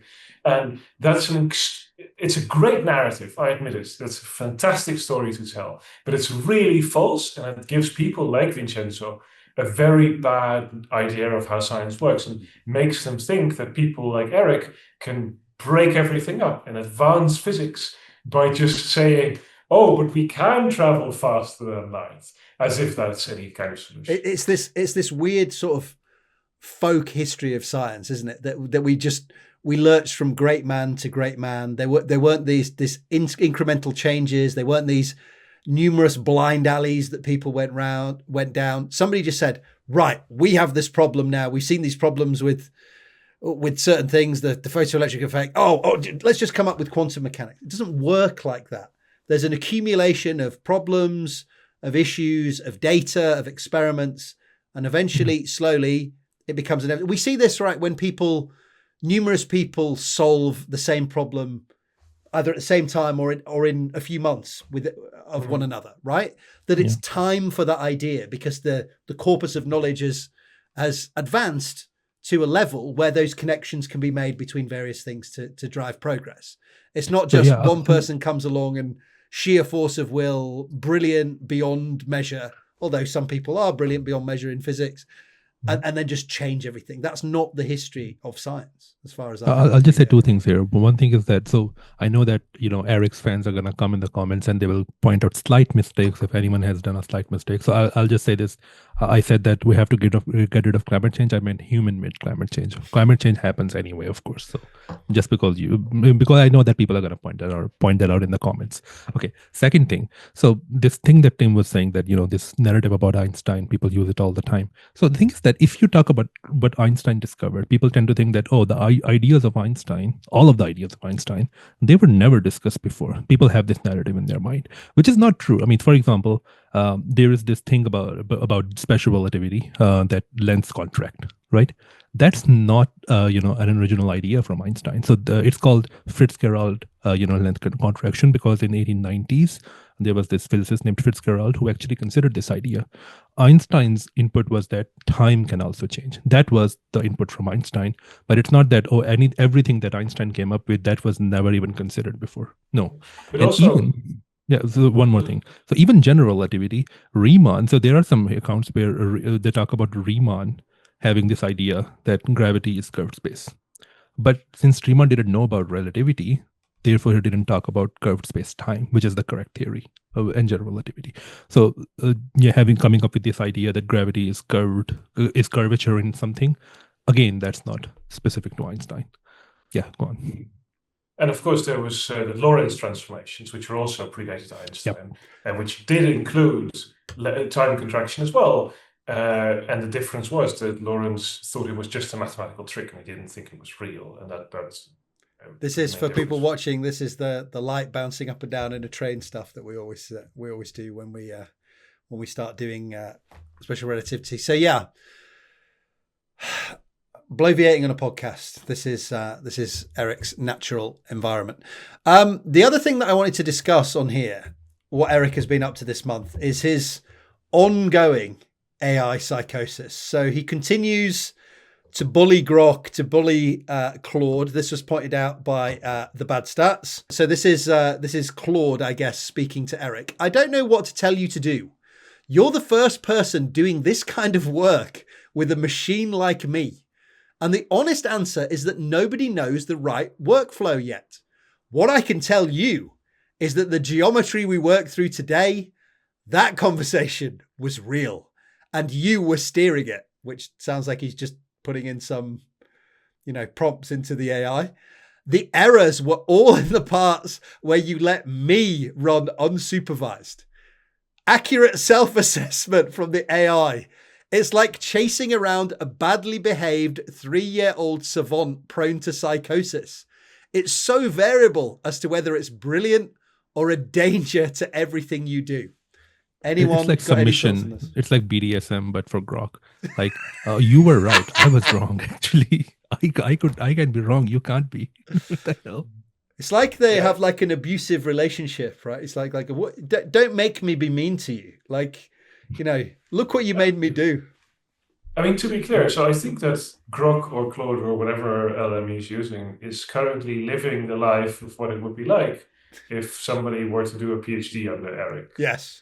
Eric has his grandiose ideas, and everybody under him has to do his work because he can't be fucking asked to do the actual work. Yeah. Because if he tried and had to realize that geometric unity doesn't do what he thinks it might, then he will have a huge narcissistic collapse. Yeah. So he has to have other people do it so that he can complain when it doesn't work out that it's their fault. So I think these are going to be very, very tough conversations for the LLM to have. Error. What's very interesting is that, and you kind of alluded to that there, is that Eric interacts with an AI exactly the same way that he interacts with humans, right? So when they agree, he's completely obsequious, like, oh, look, it's saying nice things about me. Like, all the errors were in the parts that I did, not in the parts that you did. Accurate self-assessment, like, well done, clap, clap, clap, clap, clap. But then when it tells him something he doesn't like, that it made an error, blah, blah, blah. It's like chasing after a badly behaved 3-year-old. It can be brilliant or it can be a danger. When it's saying what he wants, it's brilliant. But when it's saying things that he doesn't want, it's a danger to everyone. And this is kind of the way he interacts with people, right? So this is what he kind of, what he does online. If somebody says nice things about him, they're brilliant, they're fantastic, I want to talk to them. If somebody gives him even, mild criticism, like myself or you guys, for example, then they're the people keeping science down. You know, they're stupid, they're ignorant, they're enforcing the only game in town, this kind of thing. So I find it really interesting that he interacts with the AI just like he would interact with a person. I found that really interesting. I mean, that line where he says that it's like chasing after a badly behaved 3-year-old, prone to psychosis. I think that should be part of, what Grog said too, because that's what Eric is. Exactly. This is a huge amount of projection here, right? Yes. Like, this is somebody, I mean, let's look at the parallels, right? Running after a badly behaved 3-year-old. There's someone who thinks he knows far more than he does. That fits. Regularly throws temper tantrums at serious adults. Check. Mm-hmm. Creates and smears shit all around. Check. And sucks his thumb when he doesn't get his way. Right. So I don't think I've ever known of anyone who was more susceptible to LLM psychosis than Eric. And sometimes you wonder if his cosmic ego was the thing that willed LLMs into existence because they needed to serve and to do his work for him. This is a really important point, actually, right? Because there is an issue with these AIs, these LLMs, being very kind of sycophantic, right? So they're built to, obviously, you want to interact with them, you want to have a nice interaction with them. You don't want them to be telling you that you're a fucking idiot all the time. But that, as you said, makes them absolutely the kind of worst thing possible for someone who wants to kind of reinforce their preconceived notions, doesn't it? For a bloviating narcissist like Eric, this is like crack. This is the worst possible thing that you could give them. Yeah. I mean, Eric's reaction to Grok telling him what he didn't want to hear is one of the reasons, is one reason why we can see that why Eric doesn't like peer review. He doesn't like feedback on his work. Simply, he doesn't like feedback. I mean, and the thing is that, the thing. And we've seen this, right? We've seen it when Tim Nguyen's done it. He's accused him of everything under the sun without evidence. We've seen him going crazy about Theo Collier, right? Who's Theo Collier? Rather than talking about the feedback and getting into the feedback, there's always some excuse why the feedback is in bad faith or not worth looking at or whatever, which just feeds this idea, which is very, very obvious to anyone who's looked into this stuff. He doesn't want the feedback. He's not interested in the feedback. It's much more profitable. It's much better for engagement that he continues to project that he's this outsider that nobody's listening to, which is just he said that theopolia is not real and misogynist at the same time. I mean, I thought that you have to be real to be misogynist, so I don't know what he's talking about there. But another thing that I would say here is that we have to remember that when Eric appeared on Piers Morgan with Sean Carroll, you remember that he said to Sean Carroll that, what if AI said that, holy cow, this is the work that we need? What would you say if at some point those AIs then got to that paper and said, holy cow, that is exactly what we've been missing? My computer's broken. So I don't think that that's going to happen, at least in the near future, that, AI see Eric's work and said that, holy cow, this is what we needed. This is an interesting thing, Tim, because I think you mentioned this today, that Sabina started to pick up this idea that, eventually some super amazing AI will come along and say that Eric and Sabina were right. She didn't say anything about a super amazing AI. She claimed that because superdeterminism is true and quantum mechanics is false, that people making quantum computers will discover that quantum computers don't work, which is one hell of a bet to make, if I may say so. That therefore, when people scratch their heads, like, why is my quantum computer not working? They will ask an AI, and AI will tell them, oh, it's obviously because Sabina has been right all along. And she doesn't say anything about a separate, super special, super intelligent AI. It will apparently be perfectly obvious from the failure of quantum computers. I mean, maybe if the zone continues to be flooded with nonsense, then the whole corpus will be that, and it'll pick that up. Maybe that will be the case. What I found was interesting here as well is, and it's very clear throughout this discussion, is that Eric doesn't want to share any of the prompts, right? So we're not seeing any of the prompts. So if you want to do this, if you want to claim that the LLM, the AI is telling you how amazing you are, you put in this amazing discussion about geometry. What did you put in? Because you could very easily hear what it's telling you this geometry is real. You could have just put in some standard geometry from, that we know works, or some standard equations that we know works, and then just, copied and pasted this out. What have you been putting in there that you say the LLM says works? Because the insinuation is that he was putting in his broken geometric unity stuff, right? But we don't see any of that. We don't see any prompts. We don't know what he's asked.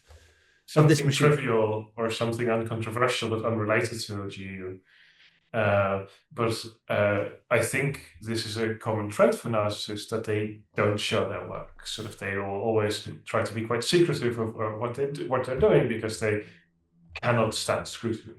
That's one part of that quality, is that the things that you do must never be criticized by outside forces. Let me be Eric's advocate here, which I shouldn't. Oh my God! What have we got here? which I shouldn't. You want to be Peter Thiel? No, not yet. So, not yet. Well, not yet.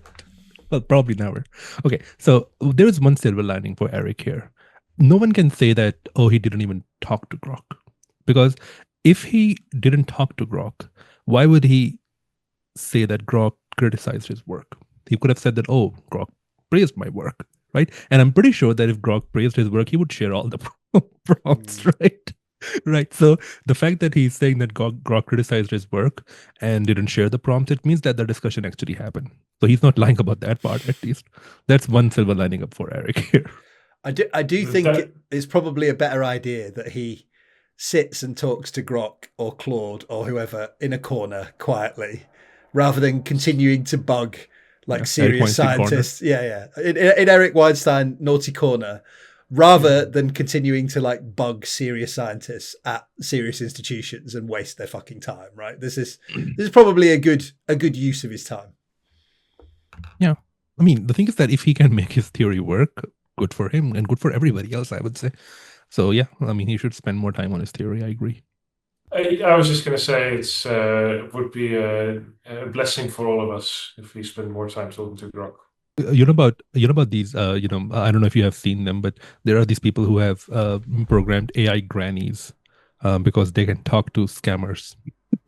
So that scammers don't actually go to. I was worried that was going somewhere else. Then no, but I'm saying is that no, not there. So what I'm saying is that they make these AI grannies who can talk to thousands of scammers, so that scammers don't actually go to actual grannies and scam them, right? So there must be a money making opportunity in some sort of AI that just tells Eric everything he wants, and not just Eric, actually crackpots. You can make AI scientists who talk to crackpots. Crank AI. Yep. Crank.ai. Crank GPT. Crank GPT. We're going to have a think. We mentioned this before. I think this is where we'll sign off. Is this the first case? Because he seems to have managed to bully it in some instances into saying nice things about it. Is this the first case of AI psychosis passing from a human to an AI? I think it's the first case of normal psychosis passing into LLM psychosis. I think we'll leave it there. I want to know what you think, because you're the scholars of enlightenment that I do this for. So please take a moment, if you wish, to let me know down in the comment section. And if you like this video, please consider leaving a like, subscribing, setting up notifications, and sharing this video more widely. I can't tell you how much these simple actions help me out and how much I'd appreciate it. Thanks for watching. Thanks for being scientific. Thanks for being bad.